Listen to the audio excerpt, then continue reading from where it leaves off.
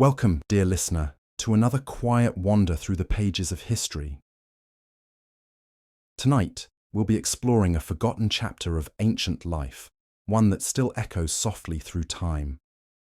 Whether you're settling in with a warm drink or already wrapped in blankets, thank you for letting my voice keep you company tonight.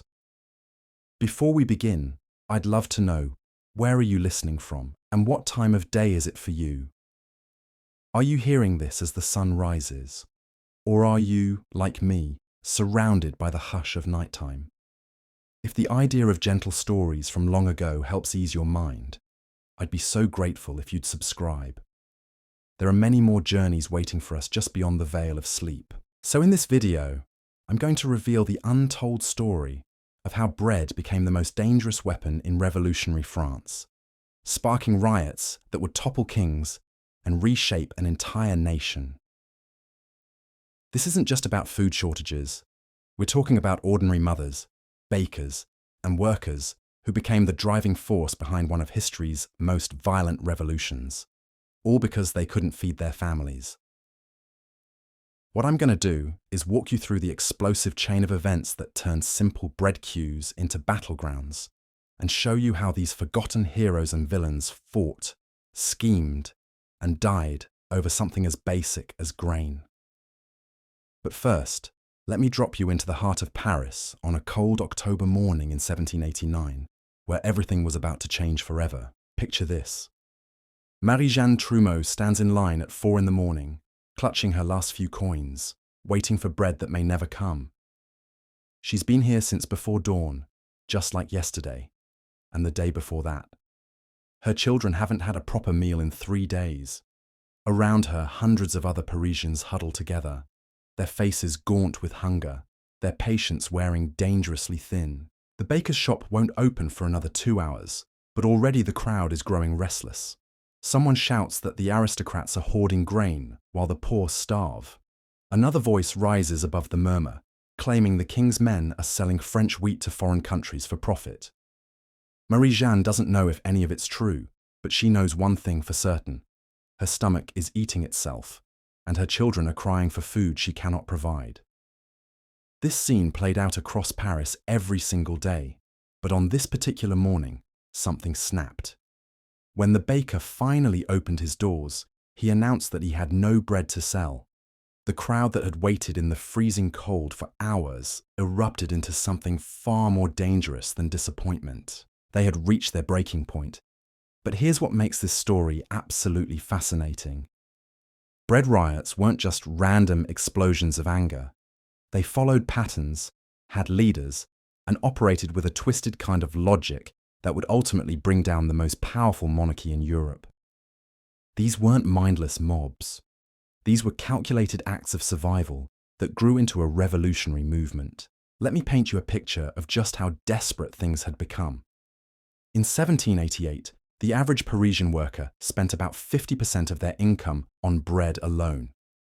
By 1789, that number had climbed to 80%. Imagine spending 4 out of every $5 you earn just on bread, and you'll start to understand the pressure building in the streets of Paris. But it wasn't just about the money. The quality of bread had plummeted as bakers stretched their flour with sawdust, chalk, and even ground bones. People were paying premium prices for what was essentially poisoned food. Marie Antoinette's famous phrase, "let them eat cake," wasn't just tone deaf. It was a death sentence for thousands of French citizens who couldn't even afford moldy bread. Now, here's where the story gets really interesting. The bread crisis wasn't an accident. It was the result of decades of terrible decisions by French leaders who cared more about funding wars and building palaces than feeding their people. The government had been borrowing money to fight expensive wars in America and across Europe, while simultaneously protecting the wealthy from paying taxes. The result was a perfect storm of economic disaster. Poor harvests in 1788 sent grain prices through the roof, just as the government was running out of money. Traditional bread subsidies that had kept the poor fed for generations suddenly disappeared. The social contract between rulers and the ruled was crumbling, one empty stomach at a time. Enter Jacques Menetre, a master glazier who would become one of the most important chroniclers of the bread riots. Jacques wasn't a nobleman or a political theorist. He was an ordinary craftsman who watched his neighbours slowly starving and decided to do something about it. His first-hand accounts give us a window incredible into how these riots actually unfolded. According to Jacques, the riots followed a predictable pattern. They started with rumours. Someone would claim that grain merchants were hiding wheat in secret warehouses, or that foreign speculators were buying up French crops to sell abroad at higher prices. These rumours spread through the neighbourhoods like wildfire, passed along by washerwomen, street vendors and tavern keepers who formed the communication network of working-class Paris. Next came the reconnaissance. Small groups of women, who were seen as less threatening by authorities, would scout out bakeries, grain stores, and mills to see what supplies were actually available. They'd return with reports that either calmed tensions or inflamed them further. If they discovered hoarded grain or evidence of profiteering, word would spread instantly through the district. Then came the gathering. People would converge on a predetermined location, usually a market square or outside a bakery, ostensibly to buy bread. But these weren't ordinary shopping expeditions. They were carefully orchestrated demonstrations of popular power, designed to force authorities to take action. The crowds had their own internal organization. Women often led the charge because they were traditionally responsible for feeding their families, and because authorities were less likely to use deadly force against them. Behind them came the men, ready to provide muscle if negotiations broke down. Children served as messengers, darting between different groups and carrying information across the city. What happened next depended entirely the authorities responded, smart on how officials would immediately order emergency bread distributions or negotiate with crowd leaders to diffuse tensions. But more often than not, the response was either indifference or outright hostility, which transformed peaceful demonstrations into violent confrontations. Take the riot that erupted in the Faubourg Saint-Antoine in April 1789. It started when Riots, a successful wallpaper manufacturer, made some unfortunate comments about reducing workers' wages. Word spread that he had also criticised the high price of bread, suggesting that workers should simply accept lower pay to match the economic reality. The reaction was swift and brutal. Hundreds of workers surround, demanding he let Réveillon's factory retract his statements and provide immediate relief for hungry families. When he refused and called for military protection instead, the crowd's mood shifted from anger to rage. They didn't just want an apology anymore. They wanted justice. What followed was 3 days of running battles between workers and royal troops. The crowd attacked symbols of wealth and authority, burning furniture and artwork while carefully avoiding theft. This wasn't random vandalism. It was a calculated assault on the economic system that was starving them. But here's the crucial detail that most people miss. Even in the heat of riot, the crowds maintained strict rules about violence. They targeted property, not people. When Réveillon's workers tried to defend their employer, the rioters didn't harm them. Instead, they explained their grievances and often convinced the workers to join them. This wasn't mindless destruction. It was political theatre performed by hungry people who understood exactly what they were doing. The government's response revealed just how little they understood the situation. Instead of addressing the underlying causes of the riots, they focused entirely on restoring order through force. Troops fired into crowds, killing dozens of protesters. Officials arrested suspected ringleaders and threatened harsh punishments for anyone who participated in future disturbances. This approach backfired spectacularly. Every violent crackdown created new martyrs and convinced more Parisians that their government saw them as enemies rather than citizens. The bread riots were transforming from isolated incidents into a coordinated resistance movement that would soon shake the foundations of French society. Marie-Jeanne Trumeau, the woman we met at the beginning, didn't set out to become a revolutionary. She just wanted to feed her children. But when the authorities responded to her legitimate grievances with violence and contempt, She made a choice that thousands of other ordinary Parisians were making at exactly the same time. She decided that the risk of fighting was preferable to the certainty of slow starvation. By the summer of 1789, bread riots were erupting across France with increasing frequency and sophistication.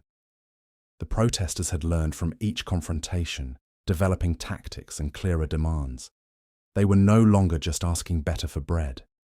They were demanding fundamental changes to the economic and political system that had failed them so completely.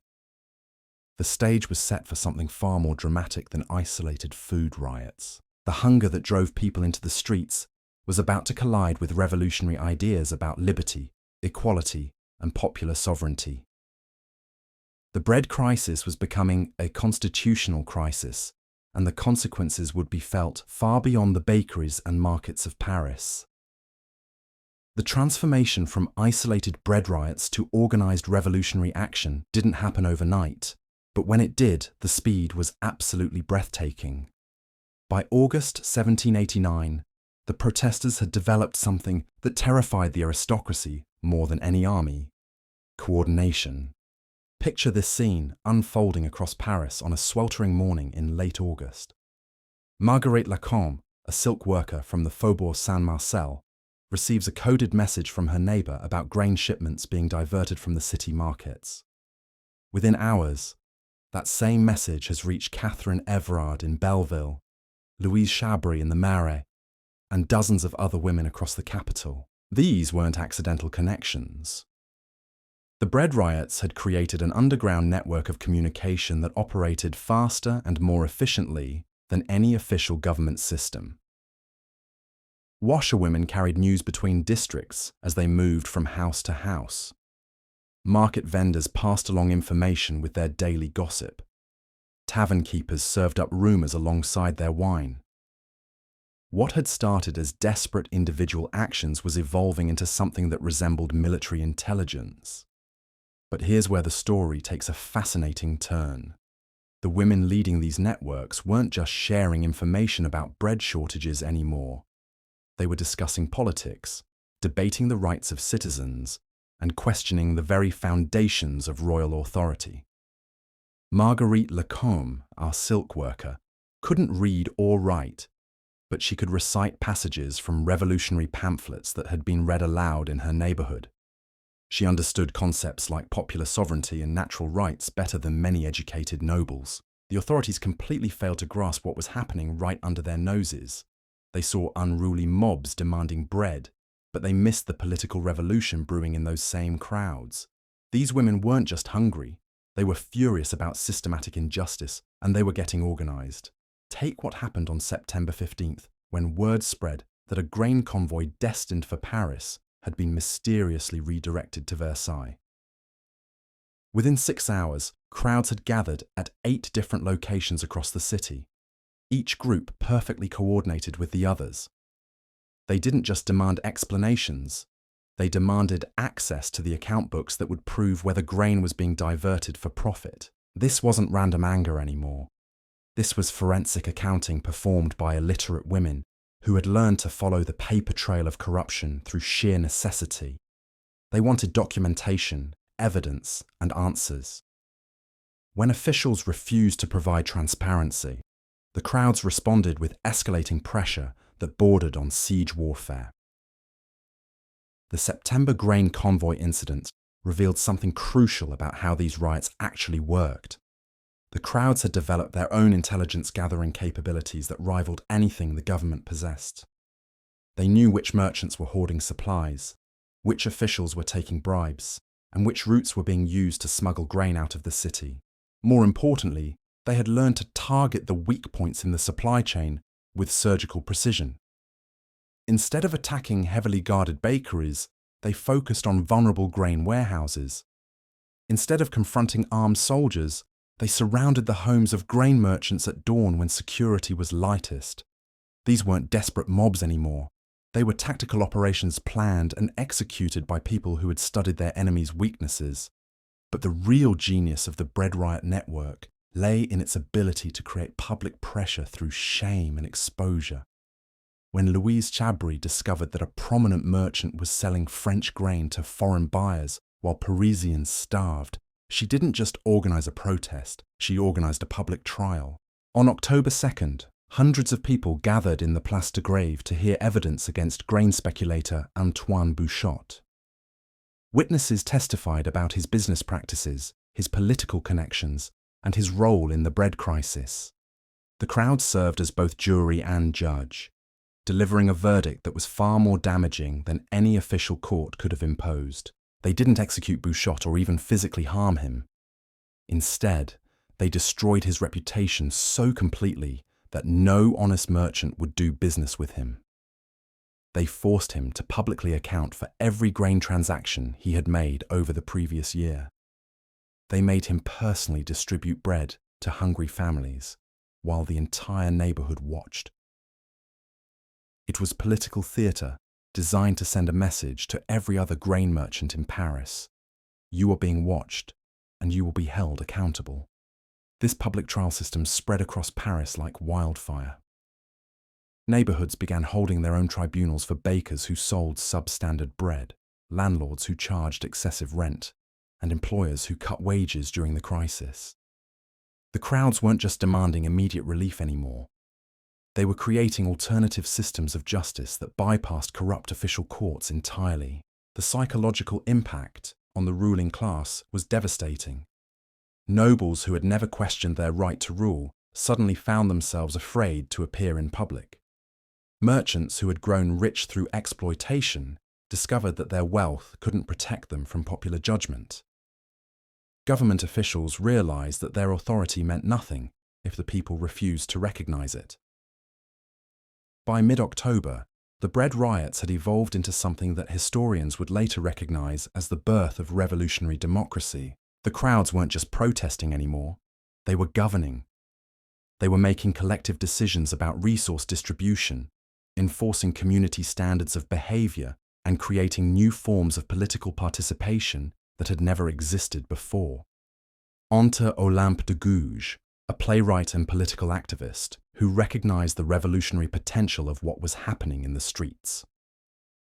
Unlike the male intellectuals who wrote abstract theories about popular sovereignty, Olympe understood that real democracy was being born in the breadlines and market squares of Paris. She began attending the neighborhood tribunals, not as a leader, but as an observer and chronicler. What she witnessed convinced her that the women organizing these protests possessed a sophisticated understanding of politics that surpassed anything taught in universities. They were creating practical solutions to complex problems of resource allocation, community organization, and collective decision-making. Olympe's writings about the bread riots capture something essential about this moment in history. She describes watching Catherine Everard mediate a dispute between two bakers over flour distribution, using principles of fairness and equity that would later become fundamental to revolutionary law. She records conversations between illiterate market women who discussed concepts of citizenship and representation with clarity that amazed educated observers. But perhaps most importantly, Olympe documented how the bread riots were creating new models of female political leadership. Women like Marguerite Lacombe weren't just demanding food, they were demanding the right to participate in decisions that affected their communities. They were asserting that their voices deserved to be heard in political discussions that had traditionally excluded them entirely. This feminine dimension of the bread riots terrified the male political establishment more than any other aspect of the growing revolutionary movement. The idea that women could organize effective political action challenged fundamental assumptions about gender, authority, and social order that had remained unchallenged for centuries. The government's response revealed just how threatened they felt by this development. Instead of addressing the bread shortages that had sparked the riots, officials focused obsessively on preventing women from gathering in groups. New laws prohibited more than 3 women from standing together in public spaces. Penalties were established for any woman caught distributing political literature or organizing neighborhood meetings. These repressive measures backfired just as spectacularly as the earlier attempts at violent suppression. Every restriction on women's political activity convinced more people that the government saw them as enemies rather than citizens. The bread riots were no longer just about hunger. They were about fundamental questions of who had the right to participate in political life. The autumn of 1789 brought a series of escalating confrontations that would test whether the revolutionary energy of the bread riots could translate into lasting political change. The crowds had learned to organize, communicate, and resist. They had developed alternative systems of justice and resource distribution. They had created new forms of democratic participation that challenged every assumption about how political power should work. But they hadn't yet faced their ultimate test. The question that would determine the future of France was whether this grassroots revolutionary movement could sustain itself when confronted with the full military might of the royal government. The bread riots had lit the fuse, but the real explosion was still to come. What happened next would prove that hungry people armed with revolutionary ideas could indeed topple kings and reshape nations. The women who had started by demanding bread were about to march on Versailles and drag the royal family back to Paris, fundamentally altering the balance of power in Europe forever. The morning of October 5th, 1789, would go down in history as the day everything changed forever. But it didn't start with grand political speeches or military declarations. It started with Stanislas Maillard, a former soldier turned court usher, waking up to discover that his local bakery had no bread whatsoever. Stanislas had fought in multiple wars for France, had bled for his country, and now found himself staring at empty shelves while his own government seemed determined to let him starve. But here's what made this particular morning different from all the others. Stanislas wasn't going to accept it quietly anymore. By 7 in the morning, he was standing in the courtyard of the Hôtel de Ville, shouting at anyone who would listen about the complete breakdown of the food distribution system. Within an hour, he had attracted a crowd of nearly 300 people, mostly women who had spent their dawn hours searching unsuccessfully for bread. But this crowd was different from the earlier riots we've discussed. These weren't desperate individuals acting on impulse. These were seasoned veterans of the bread wars who had learned exactly how to apply maximum pressure on the government. They had a plan, they had leadership, and they had reached the point where they were willing to risk everything. Marie-Rose Barré, a laundress from the Faubourg Saint-Antoine, stepped forward to address the growing assembly. She had participated in dozens of bread riots over the previous months and had developed a reputation as someone who could organize effective action. Her proposal was both simple and revolutionary. They would march to Versailles, confront the king directly, and refuse to leave until he guaranteed adequate bread supplies for Paris. Think about the audacity of that moment. These were working-class people, many of whom had never traveled more than a few miles from their neighborhoods, proposing to march 12 miles to the most heavily fortified palace in Europe and demand an audience with the King of France. It should have been absurd. Instead, it became the most important political march in French history. The crowd's response was immediate and unanimous. They would march on Versailles, but not as supplicants begging for royal mercy. They would march as citizens demanding their rights. The transformation was complete. The bread riots had evolved into a revolutionary movement that was about to challenge the very foundations of absolute monarchy. By 9 in the morning, the march had begun. Stanislas Maillard found himself at the head of a column that stretched for nearly 2 miles, comprised mostly of women carrying whatever weapons they could find. Some had kitchen knives, others carried clubs or farming tools. A few had managed to acquire pikes from sympathetic members of the National Guard. But here's what made this march truly terrifying for the authorities. It wasn't a disorganized mob. The marchers had divided themselves into companies with designated leaders, scouts, and communication systems. They had planned rest stops, food distribution, and even medical care for anyone who might be injured along the way. This was a military operation disguised as a protest march. Catherine Evrard, the market woman we met earlier, had assumed responsibility for intelligence gathering. She sent advance teams ahead to scout the roads, identify potential obstacles, and establish contact with sympathetic villages along the route. By the time the main column reached the outskirts of Paris, Catherine already knew exactly which roads were blocked, which bridges were guarded, and which routes offered the best approach to Versailles.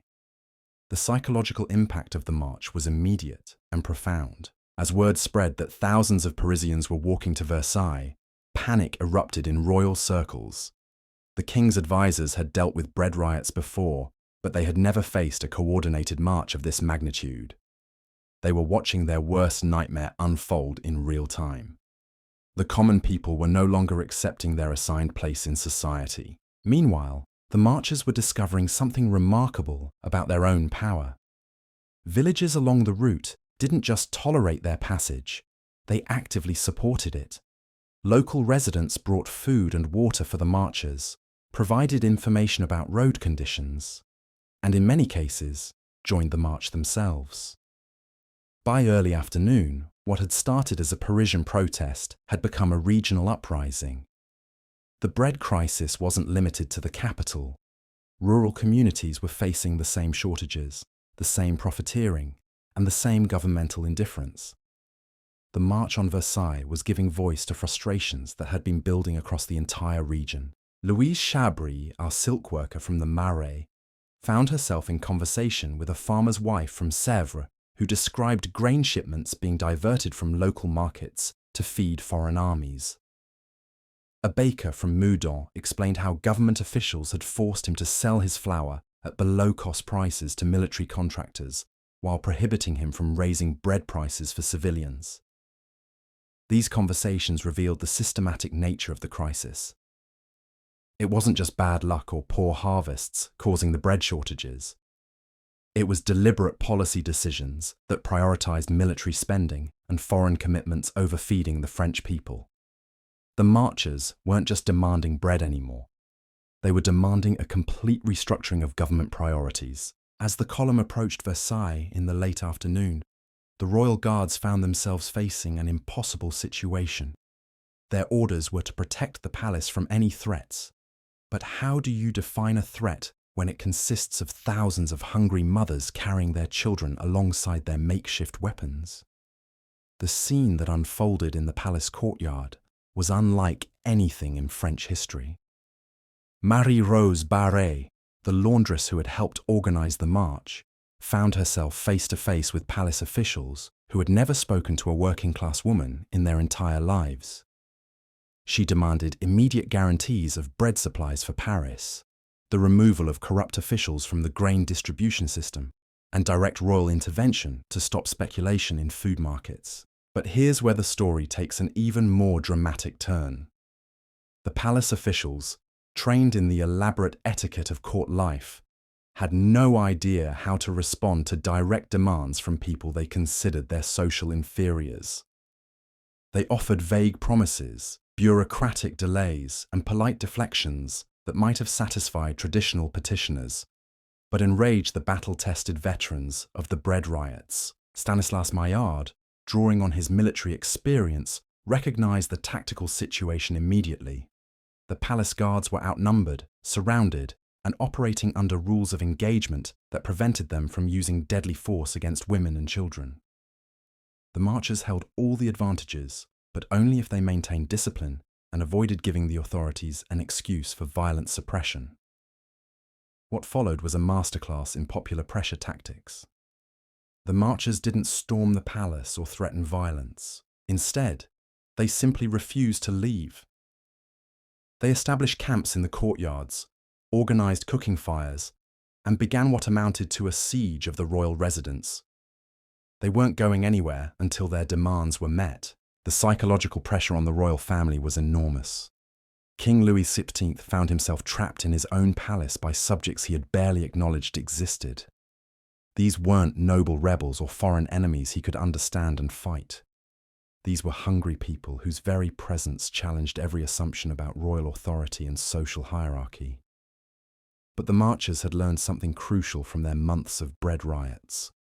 Patience combined with persistence could accomplish what violence never could. They settled in for a long wait, confident that hunger and public pressure would eventually force the king to capitulate. Catherine Everard organized the camp with the same efficiency she had brought to organizing neighborhood bread distributions. Food was shared equally, watch duties were rotated fairly, and discipline was maintained through collective agreement rather than imposed authority. The marchers were demonstrating an alternative model of social organization right in the heart of absolute monarchy. As night fell over Versailles, both sides faced a moment of truth. The royal government had to decide whether to use military force against its own people or negotiate with representatives of the popular movement. The marchers had to decide whether they were willing to risk everything for the chance to fundamentally change their relationship with political authority. The decision that emerged from both sides would determine not just the immediate outcome of the bread crisis, but the entire future direction of the French Revolution. The hungry people, who had started by demanding bread, were about to discover that they had the power to demand much more than food. They were about to learn that they could demand a voice in their own government. Marie-Jeanne Trumeau, the woman who had waited in that first bread line what seemed like a lifetime ago, found herself sitting by a campfire in the courtyard of Versailles, sharing stories with women from across the Paris region. They talked about their children, their struggles, and their dreams for a different kind of future. But they also talked about power. They talked about the right to hold their leaders accountable, the right to participate in decisions that affected their lives, and the right to expect their government to serve their needs rather than exploit them. The bread riots had taught them that ordinary people could organize effective resistance to injustice. The March on Versailles was teaching them that they could do much more than resist. They could actually change the system itself. The stage was set for a confrontation that would echo through centuries of political history. On one side stood the representatives of absolute monarchy, divine right, and hereditary privilege. On the other side stood hungry people who had discovered their own power and refused to be ignored any longer. What happened next would prove that revolutions don't begin with grand theories or military coups. They begin with ordinary people who reach the point where they would rather risk everything than continue accepting injustice. The bread riots had brought France to that point, and there was no turning back. The morning of October 6th would bring the climax of this extraordinary confrontation, as the marchers prepared to make demands that would change the course of European history. But that night, as they maintained their vigil in the palace courtyards, they were already transforming from protesters into revolutionaries, from subjects into citizens, from the hungry masses into the sovereign people of France. Dawn of October 6th brought with it a tension so thick you could practically taste it in the air. But here's what nobody expected. The breakthrough didn't come from the king's grand throne room or from heated negotiations with royal ministers. It came from the palace kitchens, where Marguerite Lacombe had convinced the head cook to show her exactly how much food was being prepared for the royal family's breakfast. What she discovered would ignite a fury that burned thousands of Parisians camped in the courtyards, surviving hotter than any of the previous riots. While on scraps of bread and whatever they could share among themselves, the royal kitchens were preparing a feast that could have fed 200 people.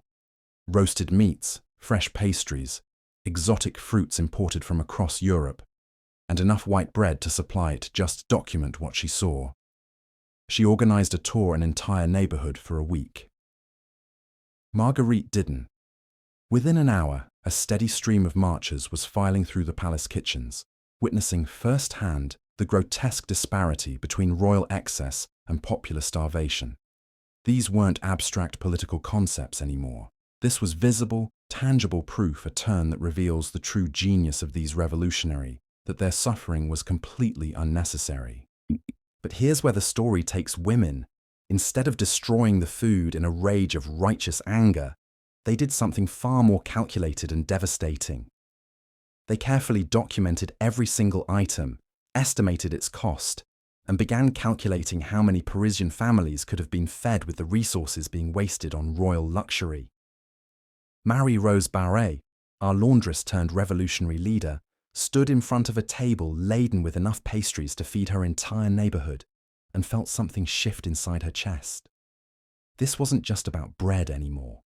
This was about a system so fundamentally corrupt that it prioritized the king's breakfast preferences over the survival of his people.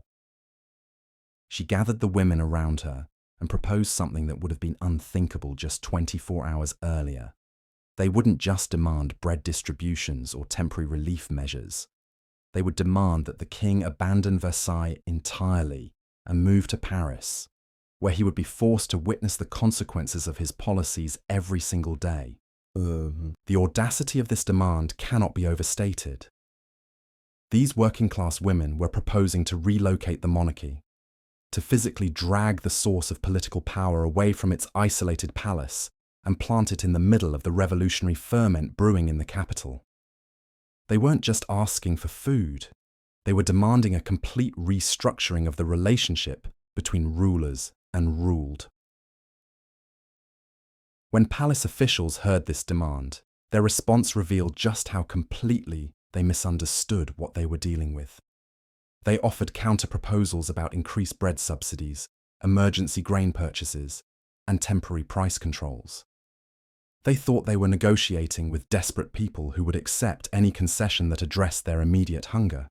Instead, they found themselves facing seasoned political organizers who understood that temporary fixes would only perpetuate the underlying problems. Catherine Everard, who had spent months learning how the grain distribution system actually worked, presented a detailed analysis of why every previous government intervention had failed. She wasn't just angry, she was informed, and her information was devastating. The breaking point came when Stanislas Maillard discovered that grain convoys destined for Paris had been sitting in Versailles warehouses for 3 days, while the marchers went hungry in the courtyards. The royal government had the means to address the bread crisis immediately, but had chosen to use food supplies as a bargaining chip in political negotiations. This revelation transformed the mood of the entire encampment. The marchers realized they weren't dealing with incompetent officials who couldn't solve the bread crisis. They were dealing with calculated manipulators who were deliberately prolonging popular suffering to maintain their negotiating leverage. What happened next would be studied by political revolutionaries for generations to come. The women didn't explode into uncontrolled violence or storm the palace in a fury of destruction. Instead, they organized the most sophisticated act of popular coercion in French history. Louise Chabry, drawing on her experience organizing neighborhood tribunals, proposed creating a people's court right there in the palace courtyard. They would put the entire royal government on trial for crimes against the French people, with the grain hoarding as exhibit number 1 and the kitchen feast as exhibit number 2. The trial began at noon on October 6th, with hundreds of marchers serving as both jury and witnesses. Marie-Jeanne Trumeau, the woman who had started this journey standing in bread lines, found herself testifying about the systematic starvation of working families while nobles feasted on imported delicacies. But this wasn't just political theatre.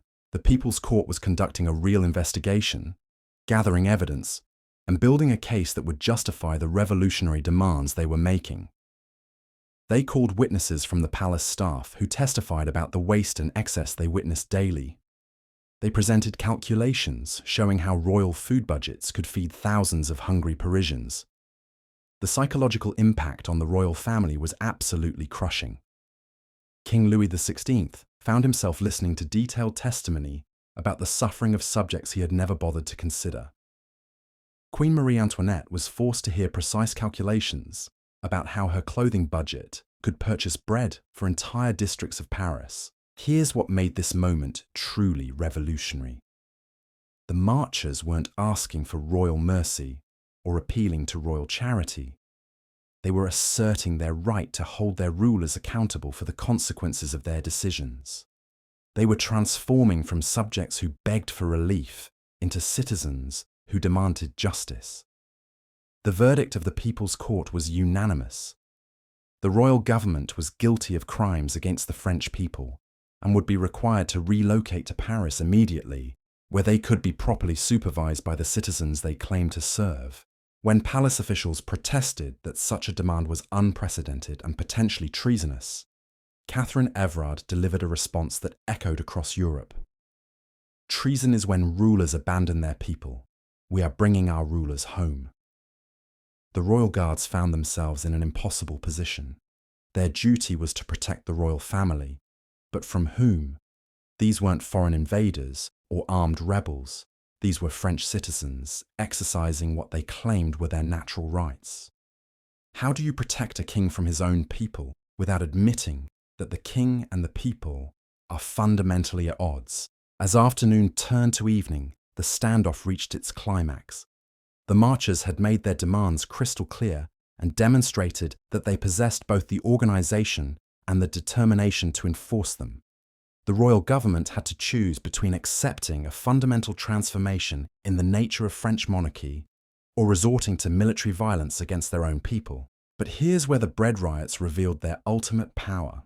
The marchers had created a situation where any use of force against them would prove their point about the illegitimacy of royal authority. If the king ordered soldiers to fire on hungry mothers demanding bread, he would be demonstrating that his government existed to serve elite interests rather than popular welfare. Marie-Rose Barré understood this tactical advantage perfectly. She positioned the most vulnerable marchers, including elderly women and mothers with small children, directly in front of the palace guards. Any military action would require shooting through innocents to reach the leadership, making such action politically impossible.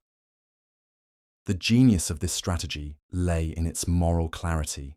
The marchers weren't hiding behind human shields or using children as tactical assets. They were simply demonstrating that their movement included the most sympathetic elements of French society, people whose suffering could not be justified by any reasonable political theory. As the sun set over Versailles on October 6th, both sides knew that the next few hours would determine the future of France. The royal government could capitulate to popular demands and accept a fundamental transformation in their relationship with their subjects, or they could resort to violence and risk sparking a full-scale revolution that might sweep them from power entirely. The marchers, for their part, had already won a victory that went far beyond their original demands for bread. They had proven that ordinary people could organize effective political action, challenge royal authority, and force their rulers to negotiate as equals rather than dictate as masters. Marguerite Lacombe, reflecting on the extraordinary journey that had brought her from silk worker to revolutionary leader, realized that something irreversible had happened in the palace courtyards of Versailles. The bread riots had started as desperate attempts to secure food for starving families, but they had evolved into something far more significant, a demonstration that political power ultimately belonged to the people rather than their rulers. The stage was set for a resolution that would either validate this revolutionary principle or crush it through royal violence. But regardless of what happened next, the marchers had already achieved something unprecedented in French history. They had transformed themselves from subjects into citizens, from victims into agents of political change, from the hungry masses into the sovereign people of France. The decision that emerged from the palace that night would determine whether this transformation could be sustained or whether it would be crushed by the traditional forces of royal authority. But the women who had marched from Paris to Versailles carrying kitchen knives and revolutionary dreams knew that they had already crossed a line from which there could be no retreat. They had tasted political power, and they would never again accept powerlessness. They had exercised popular sovereignty, and they would never again submit to absolute monarchy. The bread riots had given birth to something far more dangerous than food protests. They had created a revolutionary understanding of the relationship between rulers and ruled. The consciousness that would reshape not just France, but the entire world's climax was approaching, and everyone involved knew that the next few hours would echo through centuries of political history. The hungry people of Paris had come to Versailles demanding bread, but they were about to leave with something far more valuable, proof that ordinary citizens possessed the power to hold their governments accountable and the determination to use that power when justice demanded it. The palace bells struck midnight on October 6th, and in that moment, everything changed forever. King Louis XVI, flanked by his most trusted advisors, emerged from behind the gilded doors that had separated him from his people for his entire reign. But here's what made this moment absolutely extraordinary. He wasn't coming out to issue royal proclamations or deliver grand speeches. He was coming out to surrender. Marie-Rose Barré, still covered in dust from the long march, found herself face to face with the man she had been taught to revere as God's representative on earth. But instead of the towering figure of absolute authority she had imagined, she saw a confused, frightened individual who seemed smaller and more fragile than most of the men in her neighborhood. The king's first words revealed just how completely he had misjudged the situation. He began with formal court language, addressing the marchers as "my dear subjects," and promising to consider their humble petitions with royal benevolence. The response from the crowd was immediate and devastating. Hundreds of voices rose as one, correcting him with a phrase that would echo through the corridors of power across Europe. "We are not your subjects. We are citizens of France." That single moment encapsulated the entire transformation that the bread riots had accomplished. These weren't desperate people begging for royal mercy anymore. These were political actors, asserting their right to participate in decisions that affected their lives. The language itself had become revolutionary. Catherine Evrard stepped forward to respond to the king's offer of consideration and consultation. Her words were carefully chosen, but absolutely devastating in their implications. She explained that the marchers weren't seeking royal charity or temporary relief measures. They were demanding immediate action on 3 non-negotiable points. The royal family would relocate to Paris within 24 hours, emergency grain supplies would be distributed to the capital immediately, and a new system of popular oversight would be established to prevent future manipulation of food supplies. The king's reaction revealed the depth of his political miscalculation. He had expected to negotiate with desperate people who would accept any concession that promised immediate relief. Instead, he found himself confronting seasoned organizers who had spent months learning how power actually worked and were now determined to exercise it themselves. But here's where the story takes a turn that nobody could have predicted. Queen Marie Antoinette, who had remained silent throughout the initial confrontation, suddenly spoke up with a proposal that stunned everyone present. She offered to personally accompany a delegation of the marchers back to Paris immediately, leaving the king at Versailles as a guarantee of good faith. The crowd's reaction was electric. This wasn't just a tactical concession. This was an acknowledgement that the Queen herself would serve as hostage to ensure royal compliance with popular demands. Marguerite Lacombe, who had spent the day documenting royal excess in the palace kitchens, found herself appointed as one of the Queen's escorts for the return journey to Paris. The symbolism was breathtaking. A silk worker who couldn't read or write would be riding alongside the Queen of France, not as a servant or supplicant, but as a representative of popular authority. The bread riots had created a complete inversion of traditional social hierarchies, but the marchers weren't finished. Stanislas Maillard, drawing on his military experience, recognized that symbolic victories meant nothing without practical enforcement mechanisms. He proposed something that would have been unthinkable just days earlier: the formation of a permanent popular assembly that would monitor royal compliance with the agreement and organize future actions if necessary. This wasn't just about solving the immediate bread crisis anymore. The marchers were creating institutional structures that would give ordinary people ongoing political power. They were building a system of popular democracy right there in the palace courtyards of absolute monarchy. Louise Chabry, who had helped organize neighborhood tribunals during the earlier riots, was appointed to head the new popular assembly. Her first act was to establish communication networks that would connect Paris neighborhoods with rural communities across the region. The bread riots had taught her that local organizing was powerful. but coordinated regional action could be transformative. The royal government's response to these demands revealed just how completely the balance of power had shifted. Instead of rejecting popular demands as presumptuous or treasonous, royal ministers found themselves negotiating specific implementation details.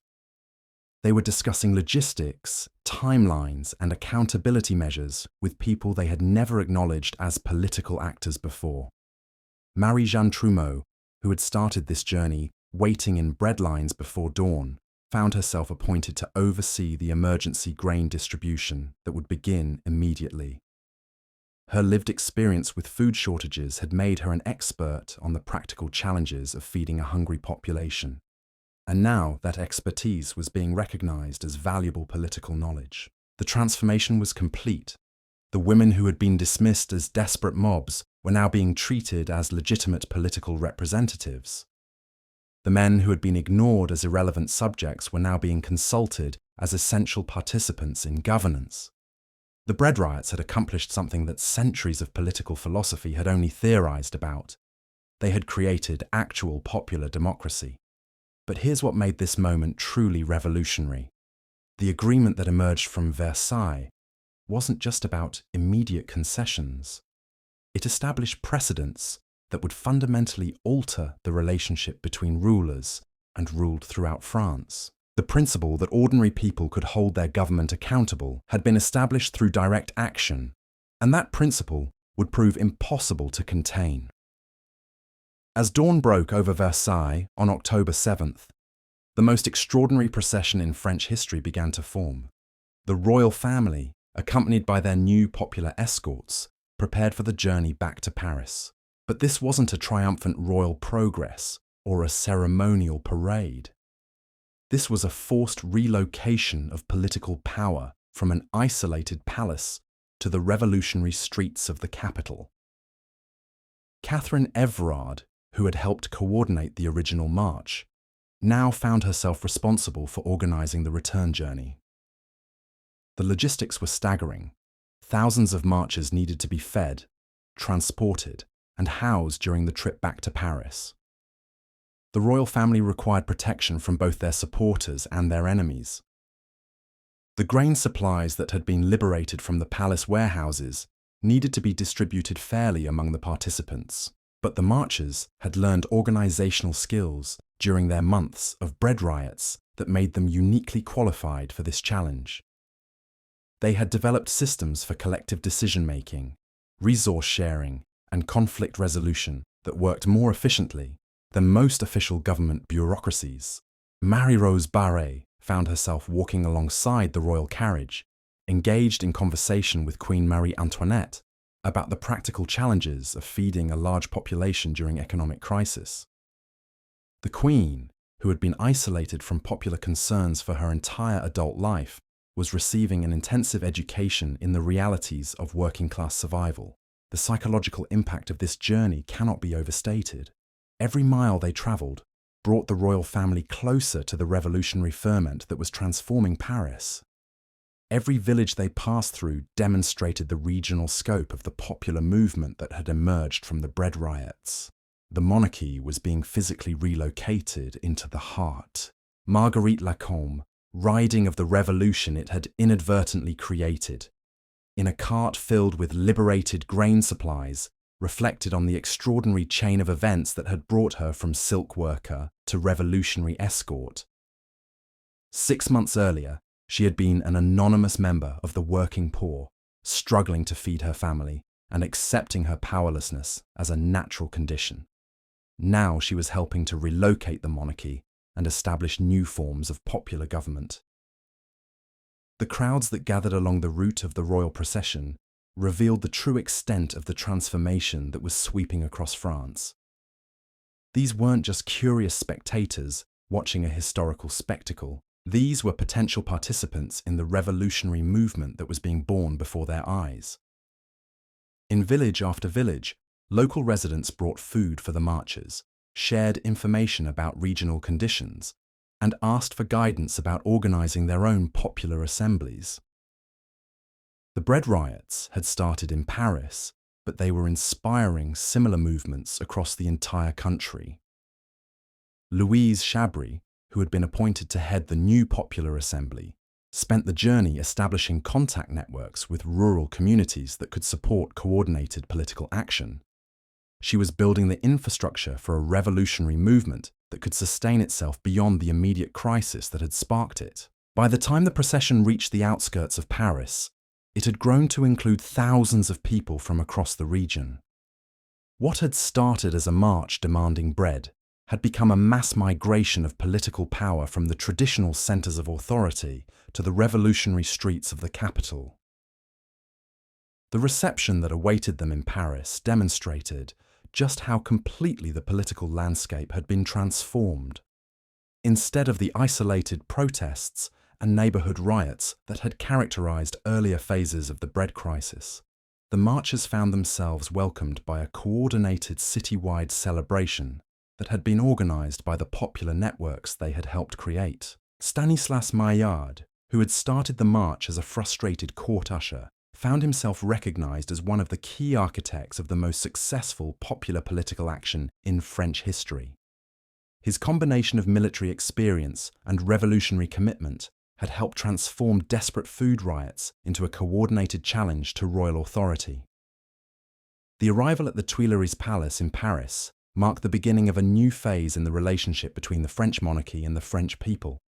The royal family would now live under the direct supervision of the revolutionary movement that had brought them there. The bread riots had succeeded in making popular oversight of government a practical reality rather than just a theoretical possibility.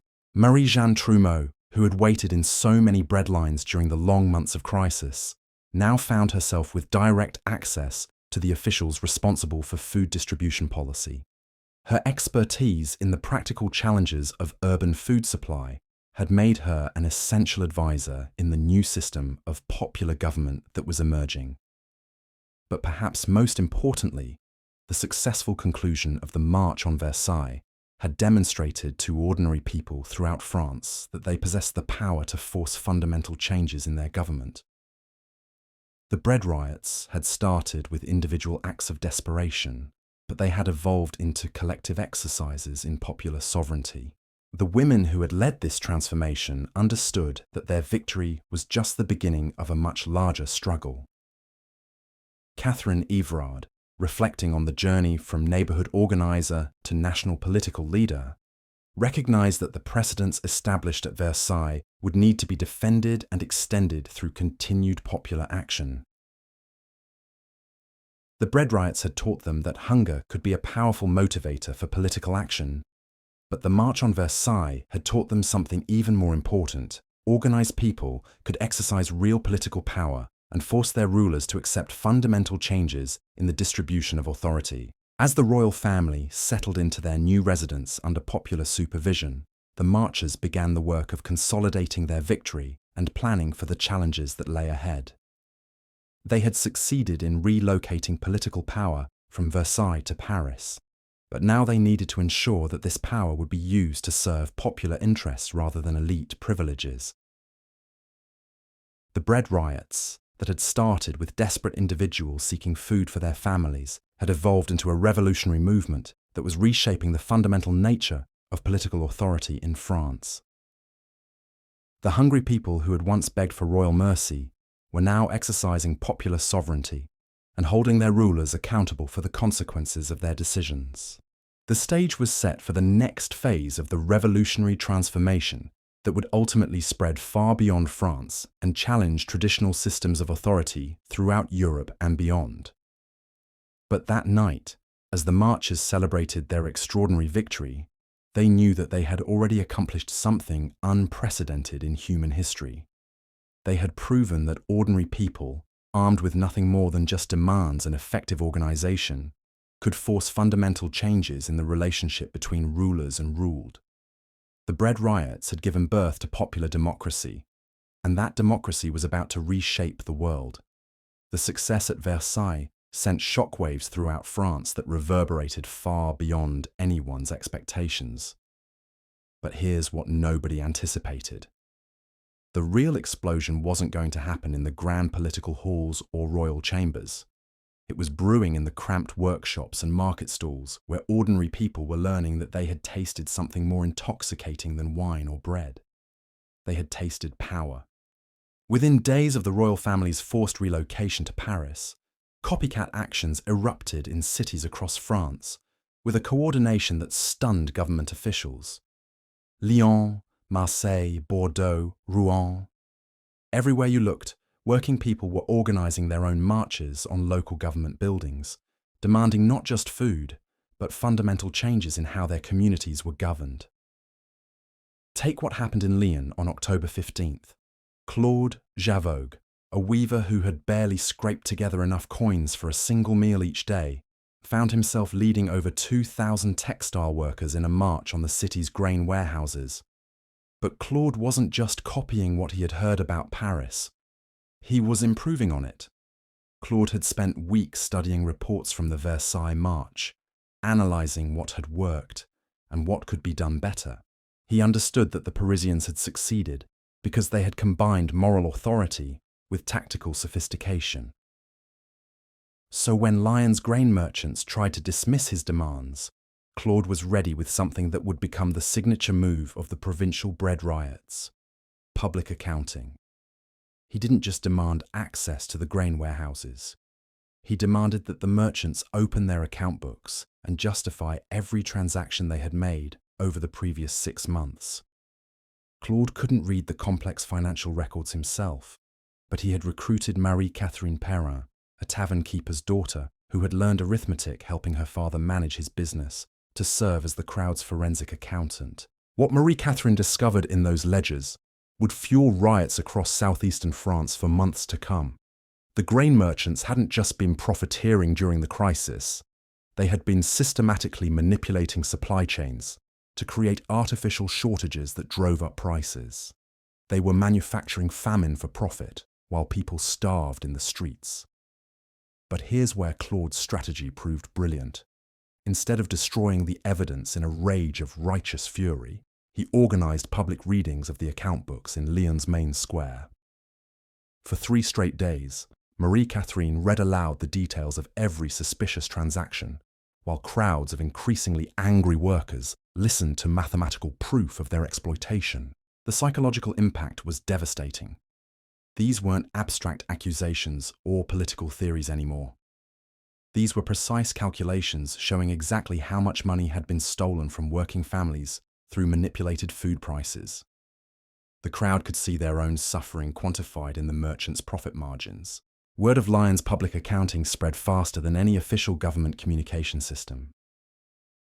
Within 2 weeks, similar actions were erupting in dozens of French cities, each one adapted to local conditions, but following the same basic pattern: seize the records, expose the corruption, and force immediate changes in how food distribution was managed. But the provincial bread riots revealed something even more significant than widespread corruption. They demonstrated that the revolutionary consciousness that had emerged in Paris was spreading spontaneously throughout France, carried not by political pamphlets or organised propaganda, but by the shared experience of hunger and the shared discovery of popular power.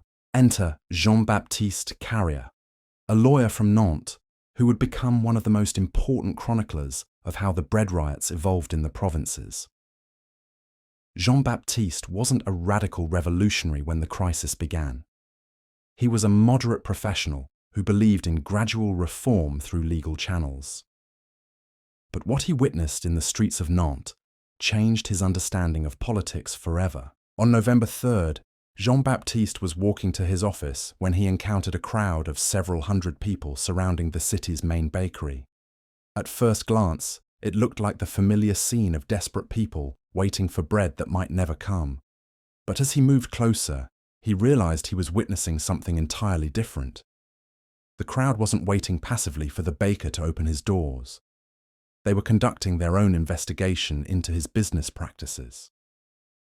Brigitte Clisson, a fishmonger from the harbour district, was questioning the baker about his flour sources, while other crowd members examined his storage areas and delivery records. What Jean-Baptiste observed over the next several hours challenged everything he thought he knew about how political change actually happened. This wasn't a mob of desperate people acting on impulse. This was a sophisticated investigation conducted by ordinary citizens who had taught themselves the skills necessary to hold their economic system accountable. Brigitte Clisson, despite having no formal education, demonstrated an understanding of supply chain economics that surpassed most university-trained scholars. She traced the baker's flour purchases back through multiple intermediaries, identifying each point where profits were being extracted from the food distribution system. Her analysis revealed that the baker was paying nearly twice the market price for flour because he was required to purchase exclusively from politically connected suppliers who had been granted monopoly rights by city officials. The baker wasn't the villain in this story. He was another victim of a corrupt system that enriched political insiders at the expense of everyone else. But here's what made Brigitte's investigation truly revolutionary. She didn't just identify the problem, she proposed a solution. The crowd would establish their own purchasing cooperative that would buy flour directly from rural producers, eliminating the middlemen who were extracting profits without adding value. Within hours, the Nantes Food Cooperative was born, with Brigitte serving as its first director and Jean-Baptiste volunteering his legal expertise to help navigate the regulatory challenges. But this wasn't just about cheaper bread. It was about ordinary people taking direct control over the economic systems that affected their daily lives. The cooperative model spread across Western France like wildfire. By December, similar organizations were operating in over 50 communities, each one adapted to local conditions, but following the same basic principle: popular control over essential resources rather than dependence on corrupt markets or incompetent officials. But the bread riots were evolving in directions that even their original leaders hadn't anticipated. The crowds that had started by demanding food were now questioning every aspect of how their society was organized. They were asking why some people lived in luxury while others starved, why political decisions were made without consulting the people affected by them, and why traditional authorities deserved obedience if they couldn't fulfill their basic obligations. These weren't abstract philosophical questions anymore. They were practical challenges that demanded immediate answers, and the people asking them weren't willing to wait for permission from their social superiors to start implementing solutions. Take what happened in Caen on November 22nd, when Antoine Fouché, a carpenter who had participated in several bread riots, made a discovery that would radicalize his entire community. Antoine had been investigating grain storage facilities in the surrounding countryside when he stumbled upon a massive warehouse filled with wheat that was being prepared for export to England. The warehouse contained enough grain to feed the entire region for 3 months, but it was being sold to foreign buyers while French citizens went hungry in the streets. Antoine's initial reaction was the same fury that had driven earlier bread riots, but his response demonstrated how much the movement had evolved since those first desperate protests. Instead of leading an attack on the warehouse, Antoine organized what he called a popular requisition. Working with Marie-Françoise Postel, a seamstress who had become expert at organizing collective action, he assembled a group of several hundred people who would take control of the grain legally and distribute it according to community need rather than market profit. The popular requisition wasn't theft or vandalism. It was an exercise in what Antoine called emergency democracy, the right of communities to override private property rights when those rights conflicted with basic human survival. The grain would be distributed fairly, accurate records would be kept, and the original owners would be compensated at fair market prices once the crisis ended. But here's what made Antoine's action truly significant. He invited local officials to participate in overseeing the requisition rather than simply defying their authority. He was proposing a new model of governance based on collaboration between popular movements and sympathetic officials, rather than confrontation between rulers and ruled. The response from Caen's city government revealed just how much the political landscape had shifted since the early days of the bread riots. Instead of ordering military action against the popular requisition, Mayor Pierre-François Gosset agreed to participate as an official observer, lending governmental legitimacy to what was essentially a revolutionary redistribution of resources. This collaboration between popular movements and sympathetic officials created a template that would be copied throughout northwestern France. Communities discovered that they could implement radical changes in resource distribution without necessarily overthrowing existing governmental structures, as long as those structures were willing to serve popular needs rather than elite interests. Marie-Françoise Postel, reflecting on the success of the Caen Requisition, understood that something unprecedented was happening in French society. The bread riots had started as desperate attempts to secure immediate relief from hunger, but they had evolved into systematic challenges to the fundamental principles of how resources were controlled and distributed. The seamstress who had learned organizing skills by coordinating neighborhood bread purchases was now helping to design new forms of economic democracy that could operate within existing legal frameworks. She was proving that ordinary people possessed the knowledge and skills necessary to manage complex social systems if they were given the opportunity to do so. But the bread riots were about to face their most severe test yet. The success of popular movements in securing food supplies and establishing cooperative enterprises had attracted the attention of political forces that were far more dangerous than incompetent local officials or corrupt grain merchants. By winter of 1789, counter-revolutionary groups were organizing their own response to the popular movements that had emerged from the bread crisis. These weren't just defenders of the old system trying to restore traditional privileges. These were sophisticated political operators who understood that the bread riots represented a fundamental threat to all forms of hierarchical authority. The counter-revolutionaries recognized something that many participants in the bread riots hadn't fully grasped yet. The techniques that ordinary people had developed for securing food supplies could be applied to any aspect of social organization. If working people could successfully challenge economic authorities, they could also challenge political, religious, and social authorities. Enter the Marquis de Batz, a nobleman who had watched the bread riots with growing alarm as they spread from isolated protests into a coordinated popular movement. The Marquis understood that traditional military responses to popular unrest were unlikely to succeed against movements that had learned to organize effectively and maintain public support. Instead, he developed a strategy that would become the standard counter-revolutionary response to popular movements: infiltration, disruption, and the creation of artificial divisions within the crowds that had proven so effective at collective action.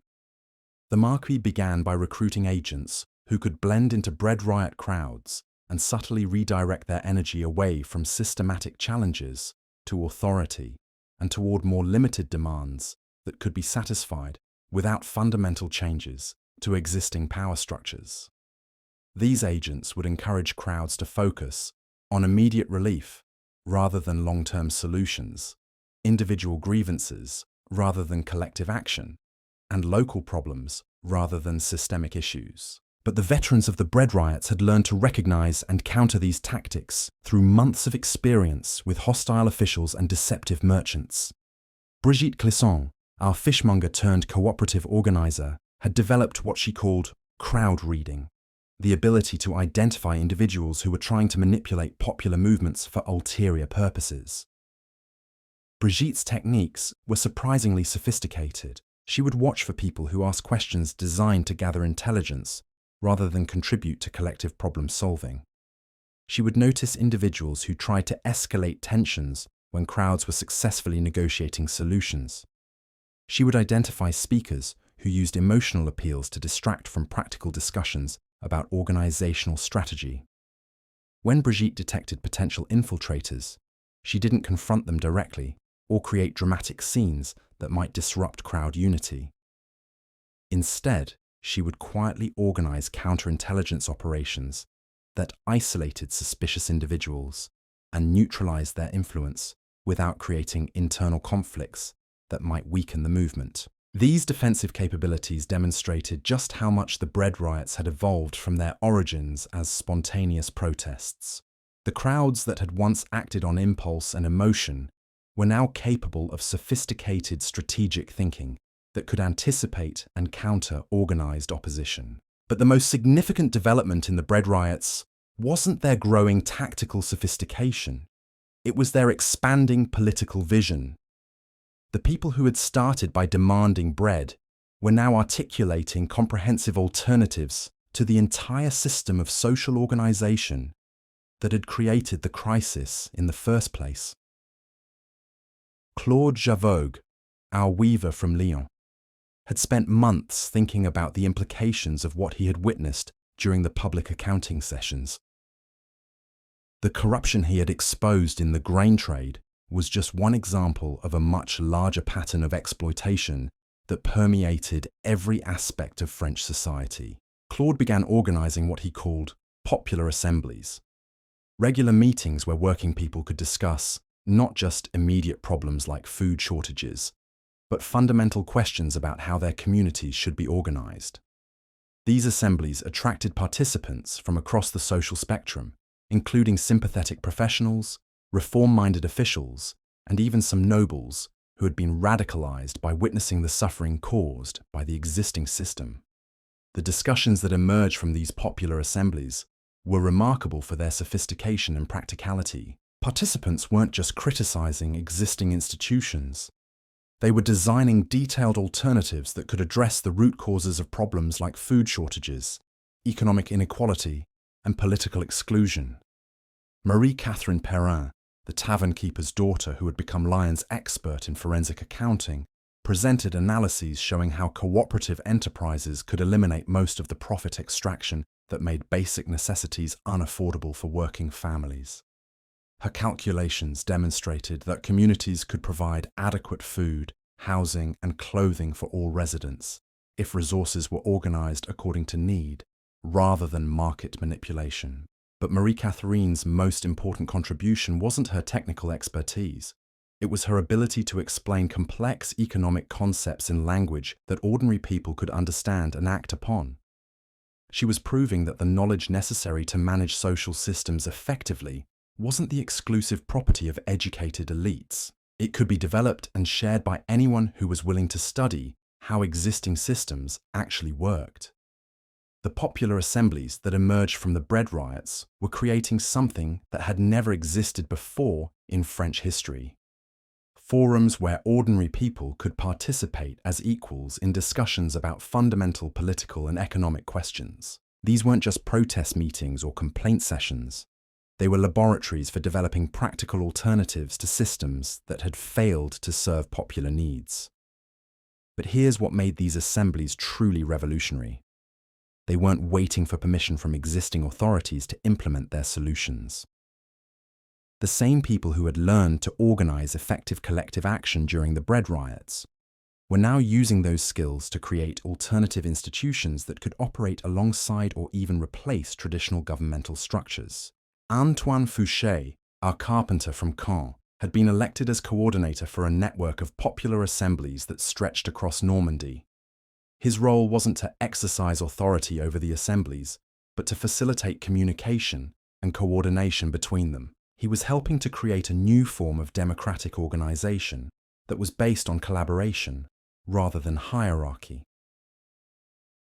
The network that Antoine helped coordinate was addressing problems that went far beyond food distribution.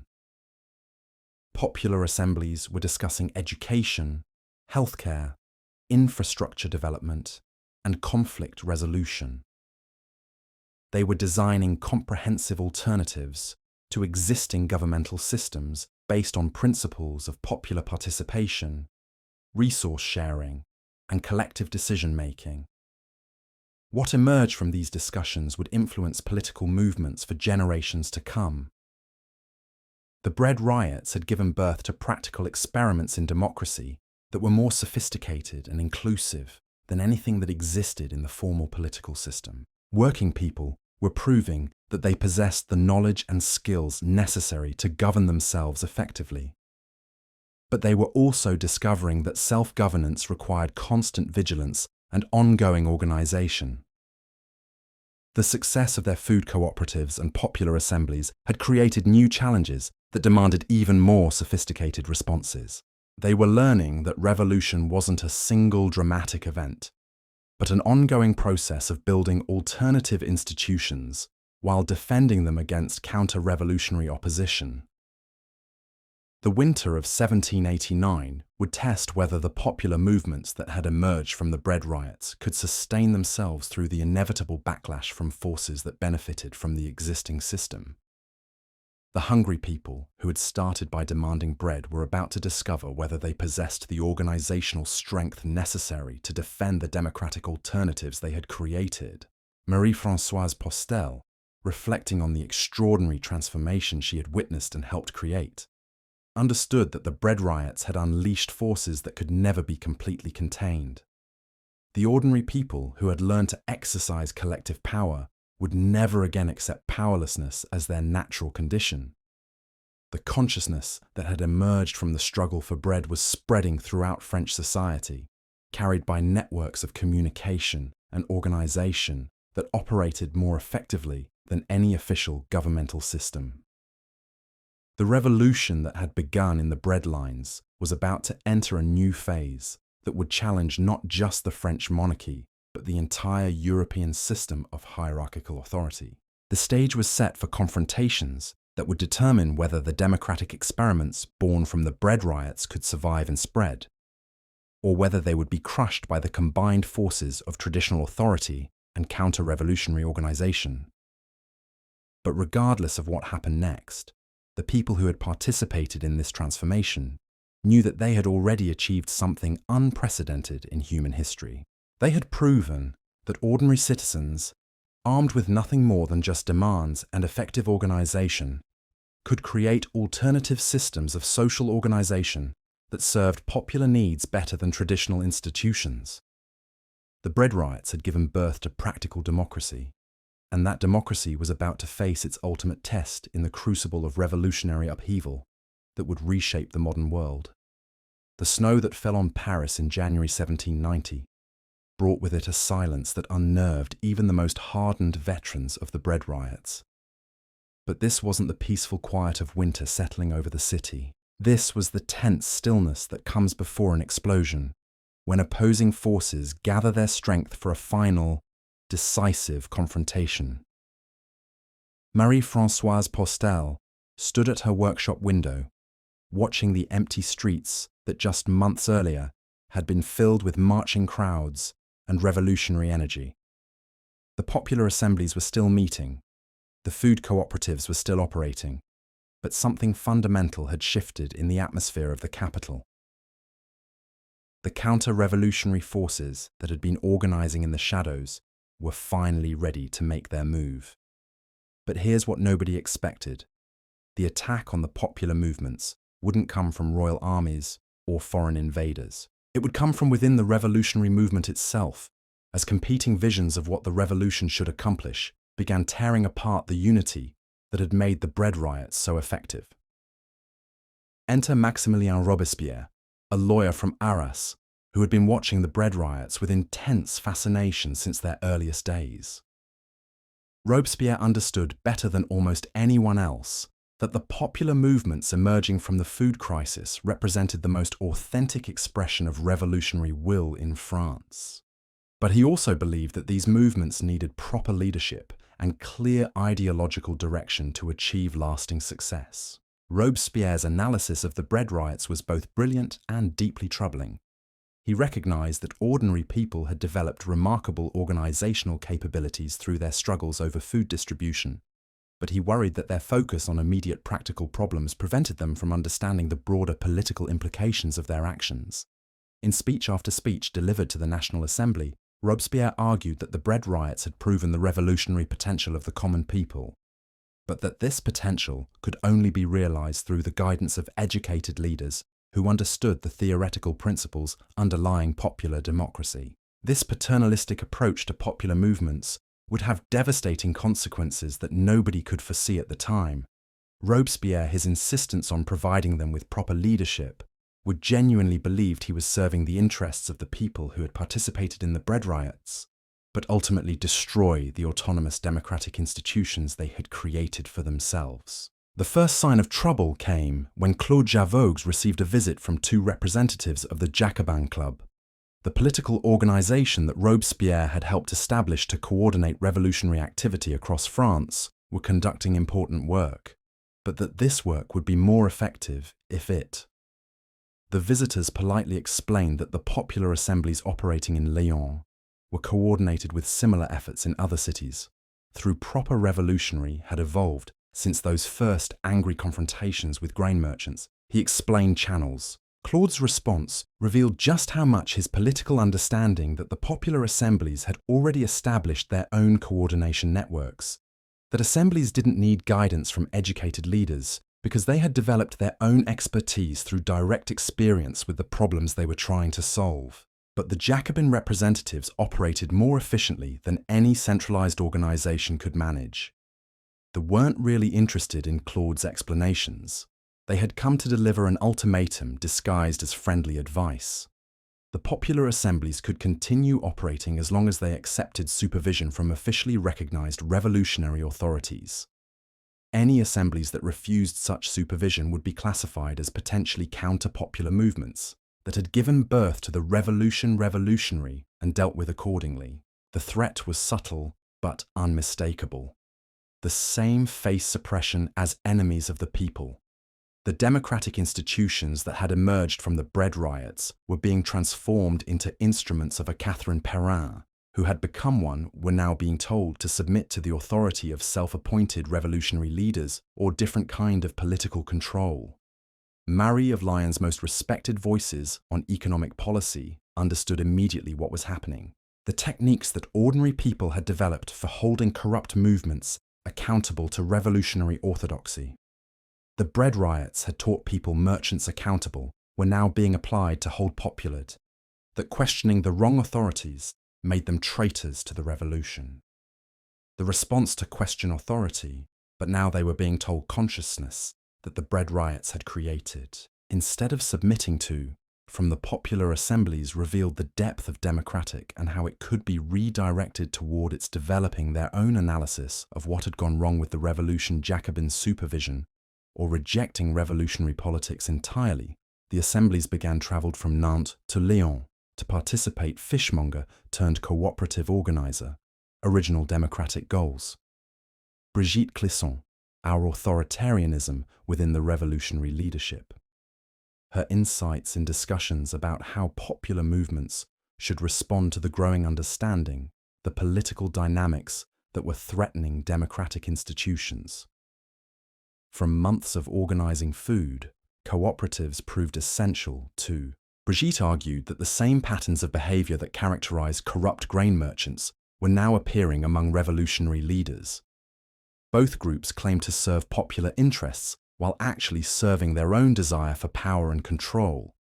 Both groups used emotional appeals and theoretical justifications to distract attention from their practical failures to address popular needs.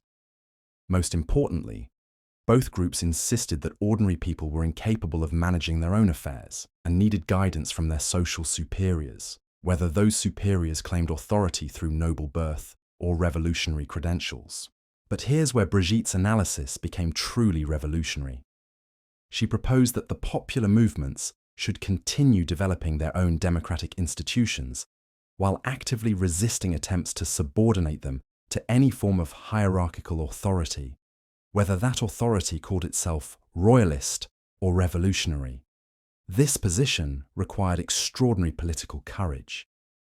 The popular movements that had emerged from the bread riots found themselves caught between counter-revolutionary forces that wanted to crush them entirely and revolutionary authorities that wanted to control them completely. Either choice would mean the end of the autonomous democratic institutions that had been their greatest achievement. Antoine Fouché, who had been coordinating popular assemblies across Normandy, faced an agonizing decision when Jacobin organizers arrived in Caen with orders to integrate his network into the official revolutionary structure. Antoine had witnessed firsthand how effective democratic decision-making could be when ordinary people were allowed to participate as equals. He had seen communities solve complex problems through collective deliberation and mutual aid. But he had also seen what happened to popular movements that defied powerful political organizations. The counter-revolutionary forces that had been organizing throughout the winter were waiting for any opportunity to exploit divisions within the revolutionary camp. If the popular assemblies openly resisted Jacobin authority, they might provide the pretext for a broader attack on all democratic institutions. Antoine's solution demonstrated the political sophistication that ordinary people had developed through their participation in the bread riots. Instead of either submitting to Jacobin control or openly defying revolutionary authority, the popular assemblies would adopt what Antoine called strategic autonomy. The assemblies would publicly acknowledge the leadership of recognized revolutionary authorities while continuing to operate according to their own democratic principles. They would participate in official revolutionary activities while maintaining their own independent organizations. They would support revolutionary goals while pursuing their own vision of what those goals should actually mean in practice. This strategy required participants in popular movements to become skilled at operating on multiple levels simultaneously. They needed to understand official revolutionary rhetoric well enough to avoid accusations of counter-revolutionary activity, while also maintaining their commitment to the democratic practices that made their movements effective. Marie-Jeanne Trumeau, who had travelled such a long journey from desperate breadline customer to popular assembly participant, found herself appointed as one of the liaisons between the Parisian popular movements and the official revolutionary authorities. Her role was to translate between the practical language of democratic organizing and the theoretical language of revolutionary politics. The conversations that Marie-Jeanne facilitated revealed the growing gulf between the lived experience of ordinary revolutionaries and the abstract ideologies of revolutionary leaders. While popular movements focused on concrete problems like food distribution, housing, and workplace conditions, official revolutionary discourse increasingly emphasized abstract concepts like virtue, terror, and ideological purity. This disconnect wasn't just a matter of different communication styles. It reflected fundamentally different understandings of what the revolution was supposed to accomplish. Popular movements wanted to create institutions that would give ordinary people ongoing control over the decisions that affected their daily lives. Revolutionary leaders wanted to create a purified society that would embody correct political principles, even if achieving that purity required suppressing popular participation in decision-making. The tension between these competing visions came to a head during the spring of 1790, when food shortages returned to Paris despite all the cooperative organizing and popular oversight that had emerged from the earlier bread riots. The shortages weren't as severe as those that had sparked the original protests, but they were serious enough to test whether the democratic institutions created during the crisis could handle ongoing challenges. Stanislas Maillard, who had led the original march on Versailles, found himself in the impossible position of trying to organize effective responses to the new food crisis while navigating the increasingly complex political environment that had emerged since the revolution's early days. The same tactics that had worked so effectively against royal authority were now complicated by the need to distinguish between legitimate revolutionary authorities and potentially counter-revolutionary forces. The crowds that gathered in response to the spring shortages were different from those that had participated in the earlier bread riots. Many participants had acquired extensive political education through their involvement in popular assemblies and cooperative enterprises. They understood the connections between local food problems and broader questions of economic organization. They possessed sophisticated analysis of how different political strategies might affect their material conditions. But they also carried the bitter knowledge that their most successful democratic achievements were under attack from people who claimed to be their allies. The unity and shared purpose that had made the original bread riots so powerful was being fractured by political divisions that seemed to grow more complex and dangerous every day. Catherine Everard, who had helped organize the original march to Versailles, watched the spring food protests with a mixture of pride and heartbreak. The organizational skills that participants displayed were far more advanced than anything that had existed during the early bread riots. The political understanding that informed their decisions was deeper and more nuanced than most university-educated observers possessed. But the joy and solidarity that had characterized the earlier movements was being replaced by suspicion and calculation. Participants had to constantly evaluate whether their fellow protesters were genuine popular organizers, Jacobin infiltrators, or counter-revolutionary agents. The spontaneous trust that had made collective action possible was being eroded by the political paranoia that was beginning to consume the revolution. The spring protests succeeded in securing immediate relief from the food shortages, but they failed to recapture the transformative energy that had made the original bread riots such a powerful force for democratic change. The popular movements were learning to survive in an increasingly hostile political environment, but survival required compromises that weakened their ability to pursue their original vision of revolutionary transformation. By summer 1790, the bread riots had evolved into something that would have been unrecognizable to the desperate people who had started the movement by demanding access to affordable food. The participants had become skilled political operators who could navigate complex revolutionary bureaucracies, but they had lost much of their capacity for the kind of spontaneous collective action that had made them so effective during the crisis. Marguerite Lacombe, who had witnessed the transformation from silk worker to revolutionary escort to popular assembly coordinator, reflected on the extraordinary journey that had brought her to this moment. She had gained political knowledge and organizational skills that she could never have imagined possessing during those early days of hunger and desperation. But she had also lost something precious that could never be recovered. The bread riots had created moments of pure democratic possibility, when ordinary people discovered their collective power to reshape their world according to their own needs and values.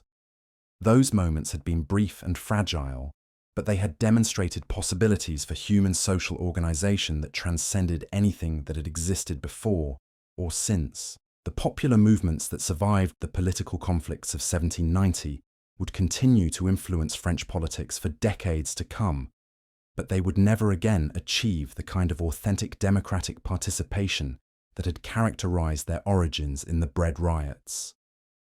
The revolution was entering a new phase that would be dominated by competing political elites rather than popular movements, and the consequences of that transformation would shape not just French history, but the entire modern understanding of what revolution could and should accomplish.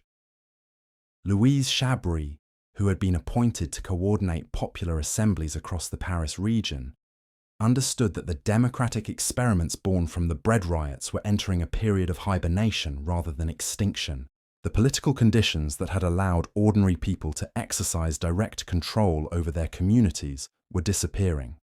But the knowledge and skills they had developed would survive in underground networks that could be activated when circumstances became more favorable. The bread riots had planted seeds of democratic consciousness that would continue to grow even when they couldn't flower openly. The people who had participated in popular assemblies and cooperative enterprises would pass on their understanding of democratic possibilities to their children and neighbors. The techniques they had developed for collective decision-making and mutual aid would be preserved in informal networks that could support future popular movements. But Louise also understood that the window of opportunity that had made the bread riots possible was closing rapidly. The political chaos that had allowed popular movements to operate with relative freedom was being replaced by increasingly organized systems of control that left little space for autonomous democratic activity. The transformation that began with desperate people demanding bread had created the most extensive experiment in popular democracy that the world had ever seen. That experiment was now being suppressed by forces that feared its implications for all forms of hierarchical authority. But the knowledge that ordinary people had gained about their own capacity for self-governance could never be completely eliminated. Marie-Rose Barré, who had helped lead the original March on Versailles, spent her final years as an active revolutionary organizing what she called memory circles, small groups of Bread Riot veterans who would meet regularly to share stories about their experiences and preserve the lessons they had learned for future generations. These memory circles weren't just nostalgic gatherings of former activists. They were deliberate attempts to maintain the democratic culture that had emerged from the Bread Riots until political conditions might allow it to flourish again. The participants understood that revolutions weren't single events, but ongoing processes that required constant cultivation and protection. The Bread Riots had proven that ordinary people possessed extraordinary capabilities for democratic self-organization when circumstances forced them to discover their own power. Those capabilities hadn't disappeared just because the political environment had become hostile to their expression. They remained dormant in the collective memory of communities that had experienced genuine democratic participation. But the Bread Riots had also revealed the fragility of democratic institutions when they lacked the military and economic power necessary to defend themselves against organized opposition. The popular movements that had emerged from the food crisis had created remarkable alternatives to hierarchical authority, but they had failed to develop the strategic capabilities necessary to protect their achievements from counter-revolutionary suppression.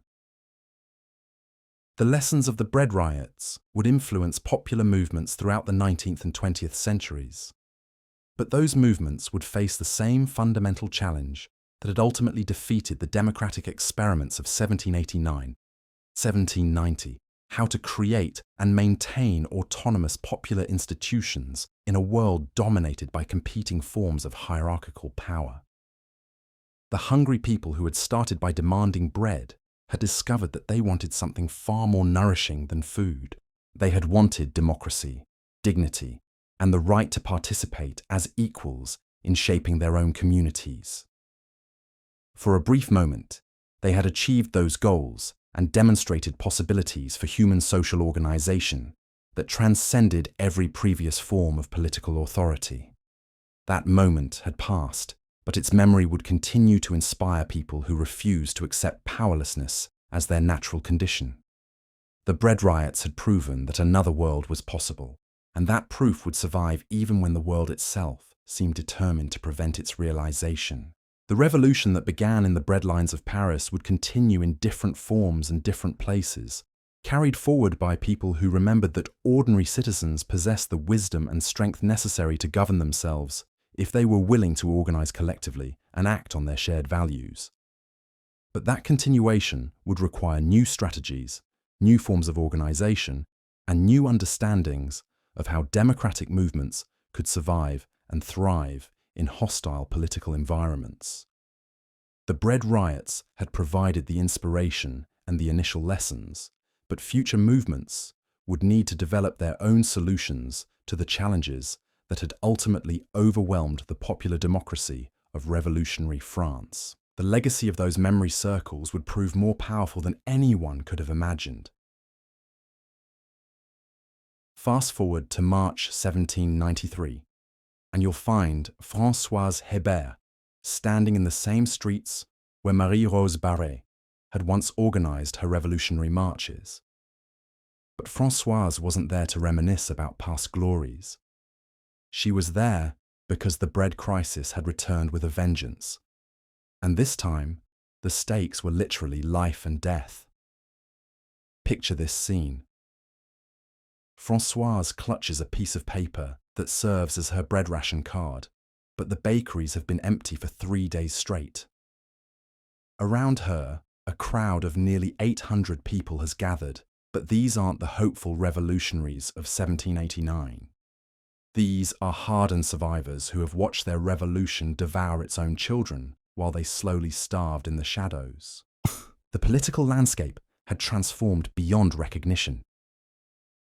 The king was dead, executed just 2 months earlier amid cheers from crowds that included many Bread Riot veterans. The queen would follow him to the guillotine before the year ended.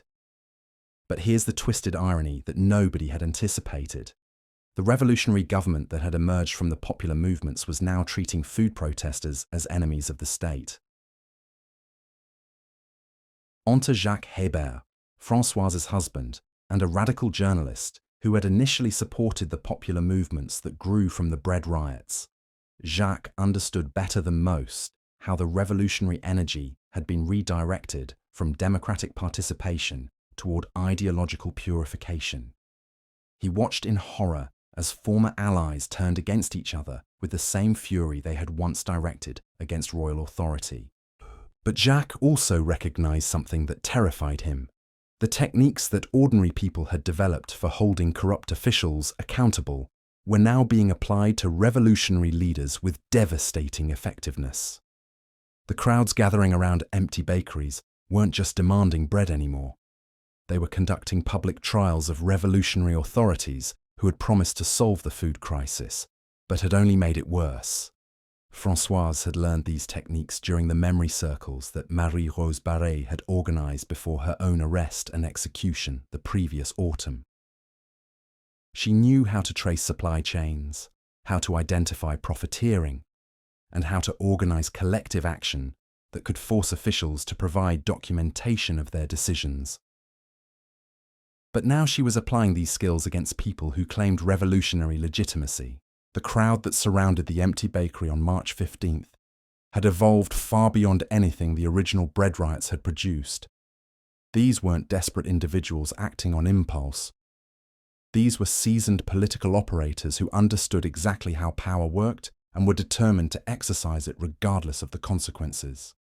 Marie Goyamar, a former seamstress who had participated in popular assemblies during the revolution's early phase, stepped forward to address the crowd with an analysis that would have impressed university-trained economists.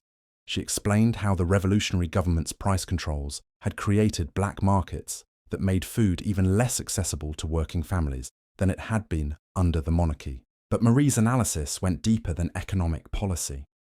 She traced the political connections between revolutionary officials and grain merchants who were manipulating the new system just as effectively as they had manipulated the old one.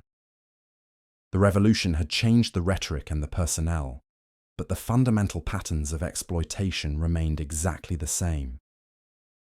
Her conclusion was devastating. The revolutionary government had betrayed the popular movements that had brought it to power and needed to be held accountable through the same techniques that had been used against royal authority. The bread riots of 1793 would target revolutionary officials with the same determination that the 1789 riots had targeted royal ministers. The response from the revolutionary authorities revealed just how much they feared the democratic capabilities that ordinary people had developed through their earlier struggles. Instead of addressing the legitimate grievances about food distribution, officials focused entirely on suppressing any organized protest that challenged their authority.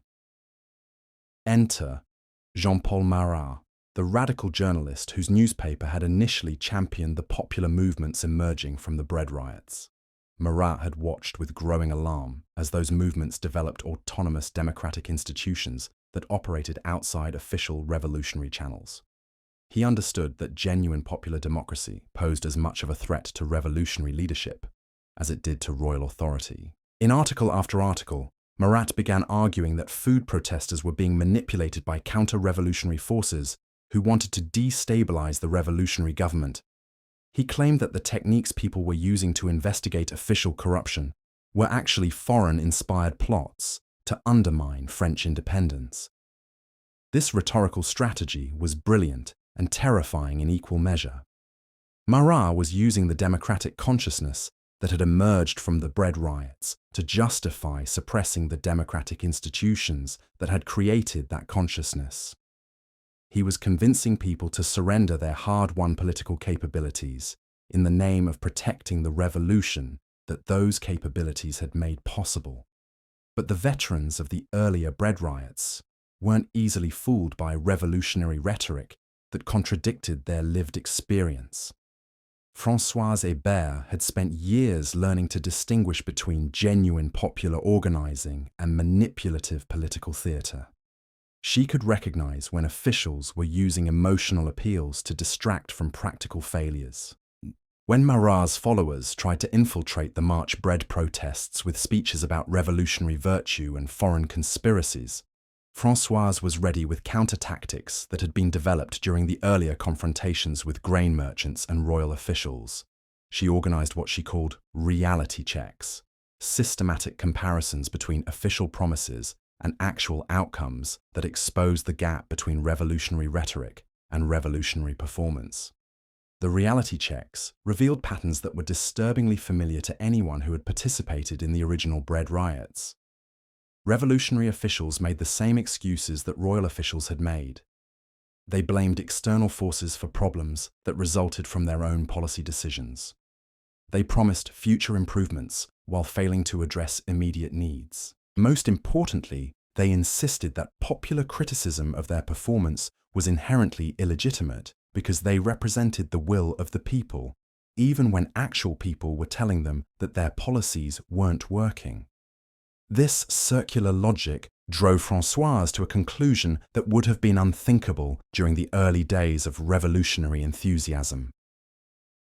The techniques that ordinary people had developed for holding authority accountable needed to be applied to all forms of authority, regardless of whether that authority called itself royal, revolutionary, or popular.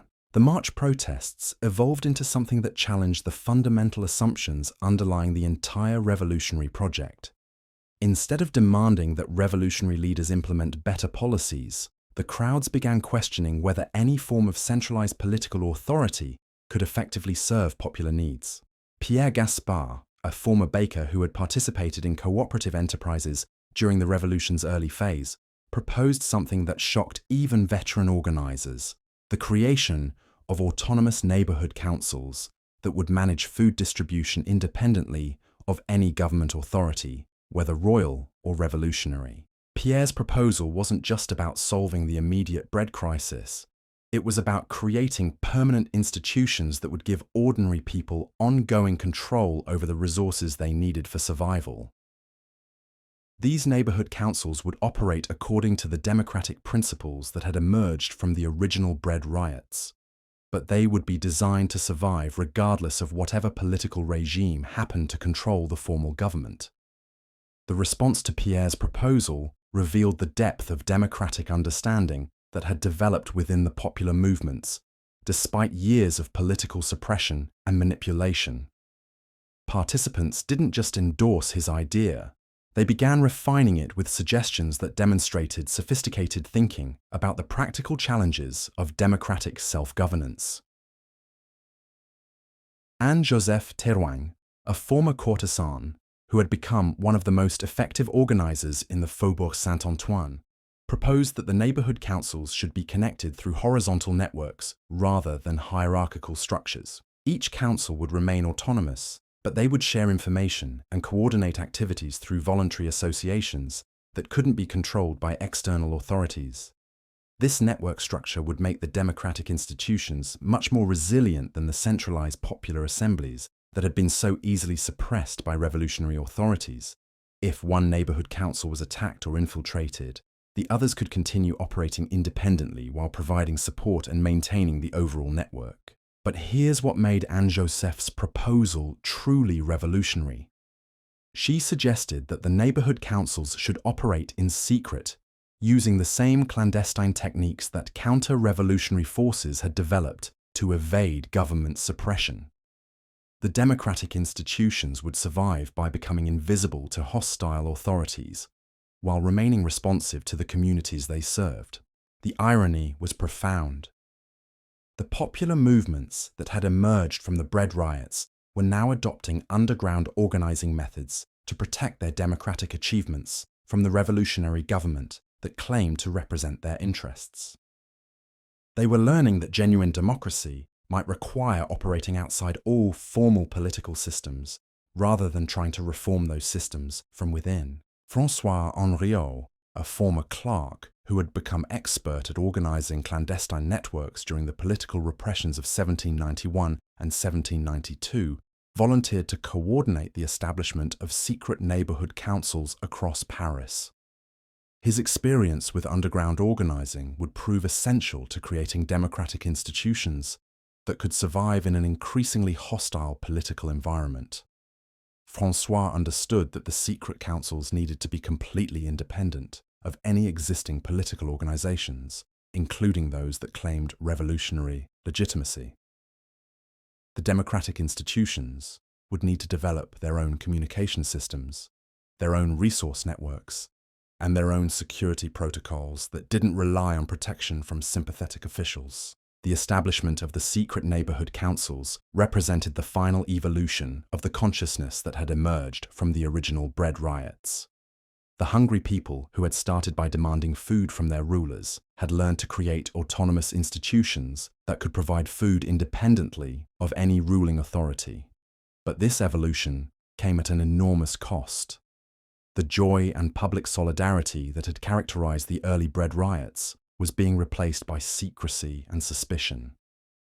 The democratic institutions that had once operated openly in market squares and assembly halls were now forced underground by the very revolutionary government they had helped create. Marguerite Elie, who had participated in every phase of the popular movement since the first bread riots, reflected on the bitter lessons that 4 years of revolutionary struggle had taught her. The ordinary people who had discovered their capacity for democratic self-governance had also learned that this capacity posed a threat to all forms of hierarchical authority. Revolutionary leaders feared popular democracy as much as royal authorities had feared it, because both groups understood that genuine democratic participation would make their own authority unnecessary. The bread riots had revealed that ordinary people could organize effective institutions for meeting their own needs without requiring guidance or permission from their social superiors. This revelation was so threatening to existing power structures that it had to be suppressed even by people who claimed to support popular empowerment. The democratic consciousness that had emerged from the struggle for bread had become too dangerous to be allowed open expression in any political system based on the principle that some people had the right to rule over others. The secret neighborhood councils that began operating in the summer of 1793 represented both the triumph and the tragedy of the bread riots. They demonstrated that ordinary people had indeed learned to govern themselves effectively, but they also revealed that such self-governance could only survive by hiding from the very political systems it had originally hoped to transform. Claude Fournier, a former soldier who had helped organize the secret councils in the working-class districts of eastern Paris, understood that the democratic institutions they were creating might need to remain underground for decades before political conditions became favorable to their open operation again. But Claude also understood that the knowledge and skills that people had developed through their participation in the bread riots would continue to spread through informal networks that no government could completely control. The secret councils weren't just protecting existing democratic institutions. They were incubating democratic capabilities that could be activated when future crises created new opportunities for popular organizing. The bread riots had planted seeds of democratic consciousness that would continue to grow even in the darkest soil of political repression. The people who had learned to exercise collective power would pass that knowledge on to their children and neighbors through stories, relationships, and practical examples that no amount of official propaganda could completely erase. But those seeds would need to survive the coming terror, when the revolutionary government would turn its full fury against anyone suspected of challenging official authority. The democratic institutions that had emerged from the bread riots were about to face their ultimate test: whether they could preserve their vision of popular self-governance while the revolution devoured itself in an orgy of ideological violence. Marie-Victoire Monard, who had helped establish one of the first secret neighborhood councils, spent her final months as a free woman organizing what she called survival networks, underground systems of mutual aid that could help democratic organizers evade arrest while maintaining their commitment to popular empowerment. These survival networks represented the ultimate refinement of the organizational techniques that had been developed during the bread riots. They combined the practical skills that people had learned for securing food and shelter with the political understanding they had gained about how power actually worked in revolutionary society. But most importantly, the survival networks preserved the democratic culture that had emerged from the popular movements by creating spaces where people could continue to practice collective decision-making and mutual aid, even when such practices had become crimes against the revolutionary state. The bread riots had begun with desperate people demanding food from their rulers. They had evolved into sophisticated experiments in popular democracy that challenged the foundations of hierarchical authority. Now, they were transforming into underground resistance networks that would carry the flame of democratic consciousness through the darkest period of the revolutionary terror. The hungry people who had discovered their own power in the breadlines of 1789 were about to learn whether that power could survive when the revolution itself turned against the popular. The answer would determine not just the democracy it had originally promised to create fate of French democracy, but the entire future of popular movements throughout Europe and beyond.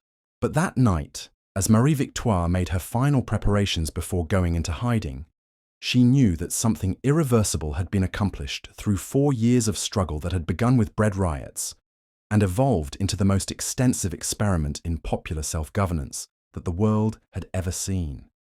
The techniques that ordinary people had developed for holding authority accountable, the institutions they had created for managing resources collectively, and the consciousness they had gained about their own capacity for democratic participation would survive even if the individuals who had created them did not. The bread riots had proven that another world was possible, and that proof would continue to inspire people who refused to accept that some human beings had the natural right to rule over others.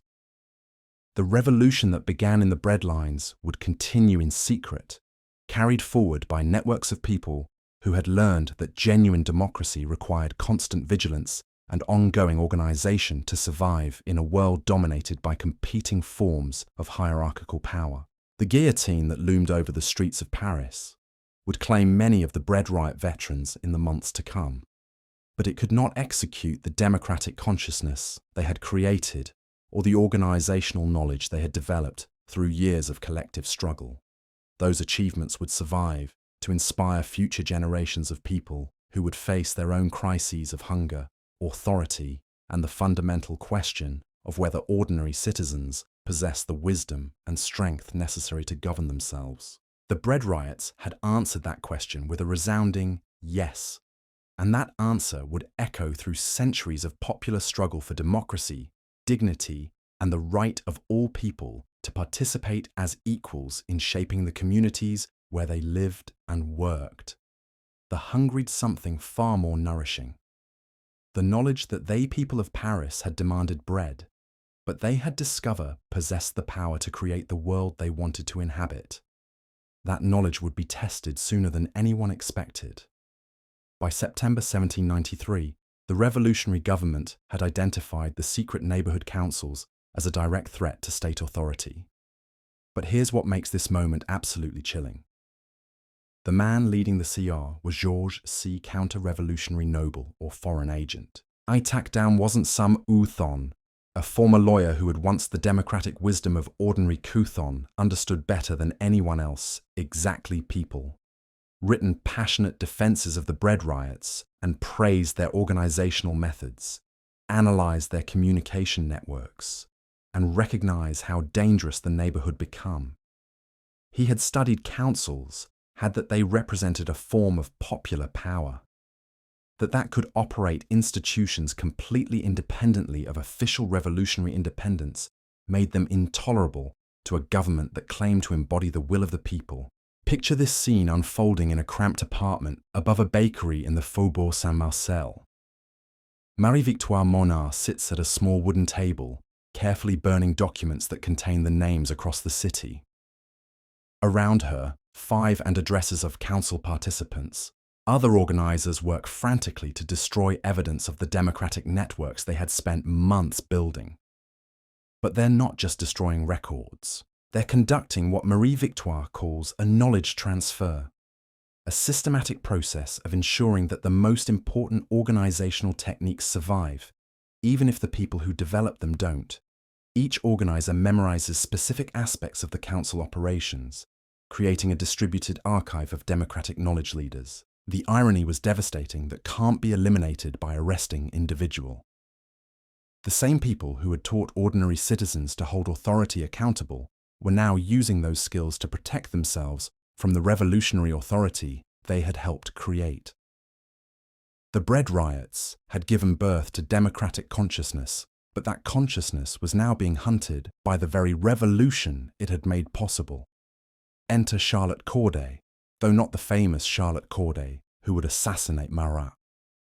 This Charlotte was a laundress from the Rue in bread riots, since their earliest communication between the underground councils as Saint-Honoré, who had participated them. Charlotte's apartment, her bread riot participants could share stories. Preserve found herself responsible for maintaining days, and now the terror intensified around become what she called a memory house, a place where former techniques and plan for whatever might come next. But were strategic planning sessions conduct these weren't nostalgic gatherings oft by people who understood that they're under impossible circumstances. The conversation's survival depended on maintaining their defeated revolutionaries. These organizational capabilities, since those first desperate that took place in Charlotte's memory house, reveal protests outside empty bakeries. The extraordinary evolution of political consciousness that had occurred. Participants discussed complex questions of the university-educated leaders who claim revolutionary theory with sophistication that would have amazed to represent them. But they also discussed practical questions that those leaders had never bothered to consider. How do you maintain democratic decision-making when meetings can be infiltrated by government agents? How do you distribute resources fairly when any form of organization might be classified as counter-revolutionary activity? How do you preserve hope when the revolution is literally consuming its own children? Jean-Baptiste Drouet, a former postmaster who had helped coordinate council networks across multiple districts, proposed something that seemed impossible under the circumstances. They would continue operating the neighborhood councils, but they would do so by embedding their activities within the official revolutionary institutions that were hunting them. Jean-Baptiste's strategy was breathtakingly audacious. Council members would join revolutionary committees, volunteer for government food distribution programs, and participate in official political activities. But they would use these positions to implement democratic practices and mutual aid networks that operated according to their own principles rather than government policies. This infiltration strategy required participants to become skilled at what Jean-Baptiste called revolutionary theatre, the ability to perform loyalty to official ideology while actually pursuing goals that directly contradicted government policies. It was the ultimate refinement of the political sophistication that ordinary people had developed through years of struggle with various forms of authority. Marie-Françoise Goupil, a former market vendor who had become expert at reading the political dynamics within revolutionary institutions, volunteered to coordinate the infiltration efforts. Her experience with the bread riots had taught her to recognize the difference between genuine popular organizing and manipulative political performance, skills that proved essential for operating within the revolutionary bureaucracy. Marie-Françoise understood that success would depend on their ability to maintain their democratic culture while appearing to conform to revolutionary orthodoxy. This meant developing new forms of communication that could operate within official channels, new methods of collective decision-making that looked like individual compliance, and new ways of practicing mutual aid that resembled patriotic duty. But here's what made this strategy truly revolutionary. Instead of simply trying to survive until political conditions improved, the infiltrators were actively working to transform revolutionary institutions from within.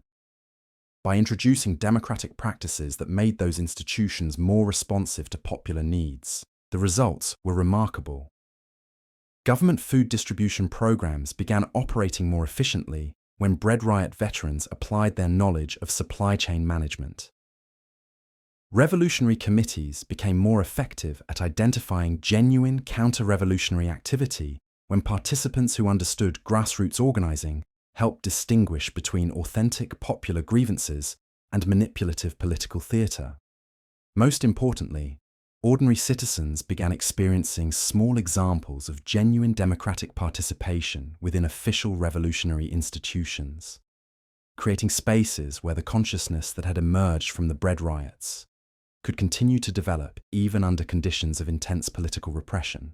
Antoine Santerre, a brewer who had participated in the original March on Versailles and now served on multiple revolutionary committees, described the infiltration strategy as democracy in disguise, the practice of democratic principles under the cover of revolutionary rhetoric. Antoine's position as a committee member allowed him to protect other bread riot veterans from arrest, while also ensuring that government policies actually served popular needs rather than just advancing the careers of ambitious officials.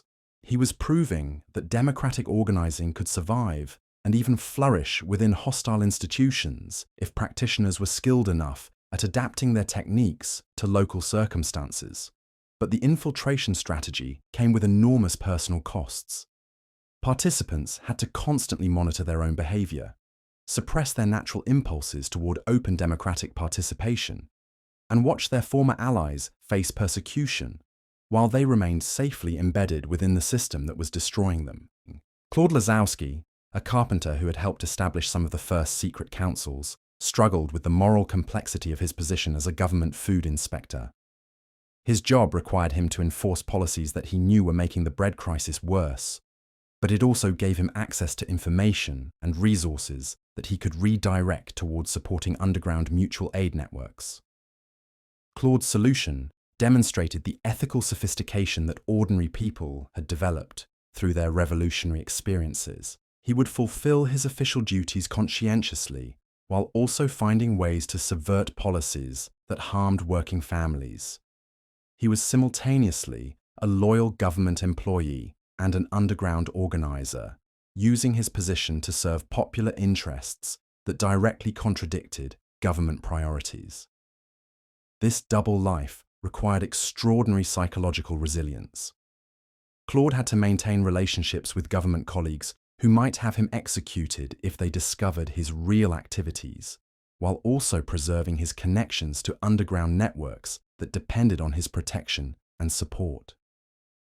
The strain of operating under such conditions began to take its toll on even the most experienced organizers. Marie-Jeanne Le Prince, who had participated in bread riots since 1789 and now worked as a clerk in the revolutionary administration, found herself struggling with depression and paranoia that made effective organizing increasingly difficult. But Marie-Jeanne's struggles also revealed the depth of commitment that sustained the democratic underground during this dark period.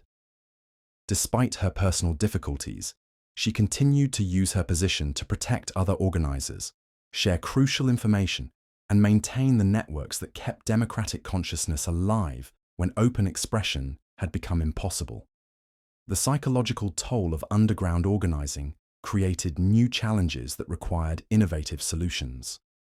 Participants needed ways to maintain their mental health and political commitment while living under constant threat of discovery and execution. Marguerite Vatable, a former seamstress who had become expert at organizing clandestine meetings, developed what she called care circles, small groups of infiltrators who would meet regularly to provide mutual support while also maintaining their underground activities. The care circles served multiple functions. They provided emotional support for people living under extreme stress. They offered opportunities to practice democratic decision-making in safe environments. They maintained the personal relationships that made effective organizing possible, and they preserved the culture of mutual aid that had emerged from the original bread riots. But perhaps most importantly, the care circles created spaces where participants could remember why they were taking such enormous risks. They could share stories about the democratic possibilities they had experienced during the early bread riots, discuss their vision of what society could become, and renew their commitment to preserving those possibilities for future generations. These gatherings weren't just about survival. They were about maintaining hope and political imagination during a period when both seemed impossible. The Bread Riot veterans understood that their most important task wasn't just staying alive, but keeping alive the knowledge that ordinary people possessed the capacity for democratic self-governance. Françoise Bouquet, who had helped organize some of the most successful neighborhood councils before they went underground, used her position as a government secretary to document the democratic innovations that were being developed within revolutionary institutions. Françoise recognized that the techniques being refined through the infiltration strategy represented significant advances in understanding how democratic practices could survive within hostile environments. These innovations needed to be preserved and transmitted to future generations of organizers who would face similar challenges. Her secret documentation project revealed the extraordinary creativity that emerged when democratic organizers were forced to adapt their methods to extremely restrictive circumstances. Participants had developed new forms of collective decision-making that operated through seemingly individual actions, new methods of resource sharing that looked like bureaucratic efficiency, and new ways of building solidarity that resembled patriotic duty. But the documentation project also revealed the costs of operating under such constraints. The democratic practices that emerged from underground organizing were necessarily limited, cautious, and focused on survival rather than transformation. The joy and expansive vision that had characterized the early Bread Riots were being replaced by careful calculation and defensive maneuvering. The infiltration strategy was succeeding in preserving democratic knowledge and protecting individual organizers, but it was failing to maintain the revolutionary energy that had made the popular movement so powerful during their early phases. The Bread Riots had created moments of pure democratic possibility, but those moments seemed increasingly distant from the grim realities of underground organizing during the Terror. Pierre-François Palouet, a former Mason who had participated in the storming of the Bastille and now worked as a government construction supervisor, understood that the democratic underground needed to find ways to reconnect with the transformative vision that had originally motivated their struggles. Pierre-François proposed something that seemed impossibly dangerous under the circumstances: the creation of what he called liberation spaces, carefully planned moments when underground organizers could temporarily drop their disguises and experience authentic democratic participation together. These liberation spaces would be extremely brief and carefully concealed, but they would provide opportunities for participants to remember what they were fighting to preserve and why their sacrifices were worthwhile. They would be like small islands of democratic possibility in an ocean of political repression. The first liberation space was organized in November 1793 in the basement of a church that had been converted into a revolutionary meeting hall. For exactly 1 hour, 30 former Bread Riot participants dropped their roles as government employees and revolutionary committee members to engage in the kind of open democratic discussion that had characterized their earlier assemblies. The impact was immediate and profound. Participants who had been struggling with isolation and despair discovered that their commitment to democratic principles was shared by dozens of other people who were making similar sacrifices under equally difficult circumstances. The liberation space renewed their sense of connection to the larger movement that had emerged from the Bread Riots. But the liberation space also revealed how much had been lost during the years of underground organizing. The participants had become skilled at operating within hostile institutions, but they had lost much of their capacity for the spontaneous collective action that had made the original Bread Riots so powerful. Marie-Catherine Houbeau, a former baker who had helped organize food cooperatives during the revolution's early phase, reflected on the bittersweet nature of their survival. They had succeeded in preserving democratic knowledge and protecting individual lives, but they had failed to maintain the movement's ability to transform society according to popular needs and values. The realization that their survival had come at the cost of their transformative potential forced the underground organizers to confront fundamental questions about the nature of democratic struggle. Was it enough to preserve democratic consciousness for future generations? Or did their responsibility include finding ways to act on that consciousness even under impossible circumstances? The debate that emerged from these questions would shape the final phase of the bread riot legacy. Some participants argued that their primary obligation was survival and preservation. They had succeeded in protecting democratic knowledge during a period of intense repression, and that knowledge would be available when political conditions became more favorable to open organizing. Others argued that democratic consciousness could only be preserved through practice, and that prolonged periods of underground organizing would inevitably corrupt the principles they were trying to protect. They believed that finding ways to act democratically, even under repressive conditions, was essential to maintaining the authenticity of their commitment. Louise Félicité Caralho, a former journalist who had covered the bread riots during their early phases and now worked as a government censor, found herself uniquely positioned to observe how this debate was playing out across the underground networks.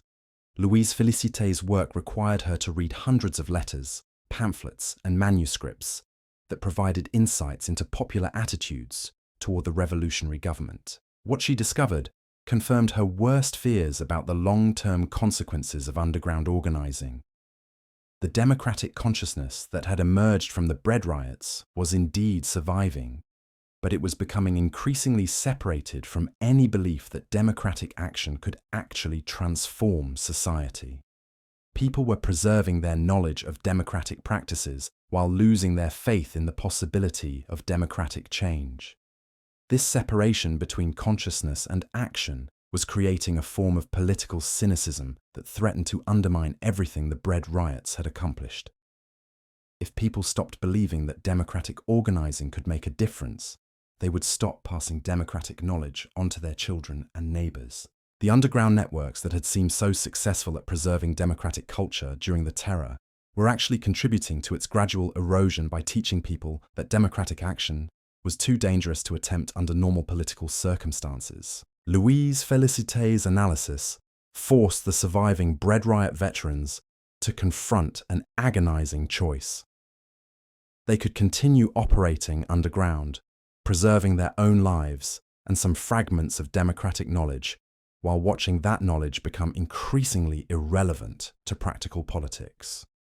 Or they could risk everything in one final attempt to demonstrate that democratic action was still possible even under the most repressive conditions imaginable. The choice they made would determine not just their own fate, but the entire legacy of the popular movements that had emerged from the bread riots. Would the democratic consciousness that had been born in the struggle for food survive its encounter with revolutionary terror? Or would it be another casualty of a revolution that had consumed its own founding principles? Marie-Victoire Monard, now working as a government clerk while secretly maintaining one of the last functioning care circles, understood that the moment of decision was approaching rapidly. The terror was reaching its climax, but it was also beginning to consume the revolutionary leaders who had initiated it. Political conditions were shifting in ways that might create new opportunities for democratic action, but only if the underground networks possessed the courage and capability to seize them. The bread riots had begun with desperate people demanding food from their rulers. They had evolved into sophisticated experiments in popular democracy. They had survived underground during the darkest period of revolutionary repression. Now they faced their ultimate test, whether the democratic consciousness they had preserved could once again inspire ordinary people to risk everything for the possibility of creating a more just and participatory society. The answer would echo through centuries of popular struggle for democracy and dignity. But that winter night in 1793, as Marie-Victoire prepared for what might be her final meeting with the other surviving organizers, she knew only that the choice ahead would determine whether the extraordinary journey that had begun in the bread lines would end in defeat or transformation. The hungry people of Paris had discovered their own power, created institutions to exercise that power democratically, and preserved the knowledge of that power through years of repression. Whether they could use that knowledge to reshape their world once more remained to be seen, but their very survival proved that ordinary citizens possessed capabilities for democratic self-governance that no amount of political terror could completely destroy. The bread riots had planted seeds that were about to either bloom or perish in the crucible of revolutionary upheaval. The final chapter of their story was about to begin, and it would determine not just the fate of French democracy, but the entire future of popular movements throughout the modern world. So there you have it. The untold story of how ordinary people armed with nothing but empty stomachs and desperate courage managed to shake the foundations of the most powerful monarchy in Europe, all because they refused to starve quietly in the shadows. From Marie-Jeanne Trumeau waiting in those first bread lines to Marie-Victoire Monard organizing underground networks during the Terror, we've witnessed an extraordinary transformation. Hungry mothers became political organizers. Desperate workers evolved into democratic theorists. Simple demands for food grew into sophisticated challenges to every form of hierarchical authority. But here's what makes this story absolutely remarkable. These weren't educated revolutionaries or political masterminds. These were regular people who discovered that when you organize collectively around your most basic needs, you don't just solve immediate problems. You learn that you possess the power to reshape your entire world. The bread riots proved something that terrified rulers then and continues to threaten authority today. Ordinary citizens don't need permission from their superiors to govern themselves effectively. They just need the courage to start organizing and the wisdom to learn from their mistakes. The techniques that Parisians developed for holding corrupt officials accountable, the democratic institutions they created for managing resources collectively, and the consciousness they gained about their own political capabilities didn't die with the Terror. Those achievements survived in the collective memory of communities that had tasted genuine democratic participation, inspiring popular movements for centuries to come. The next time you hear politicians claim that regular people can't be trusted to make important decisions, remember the bread riots of the French Revolution. Remember that hungry citizens armed with nothing but just demands and effective organization managed to drag kings from their palaces and prove that another world was indeed possible. Because the most dangerous lesson of the bread riots isn't that people will fight when they're desperate. It's that when they fight together, they discover they're far more powerful than they ever imagined.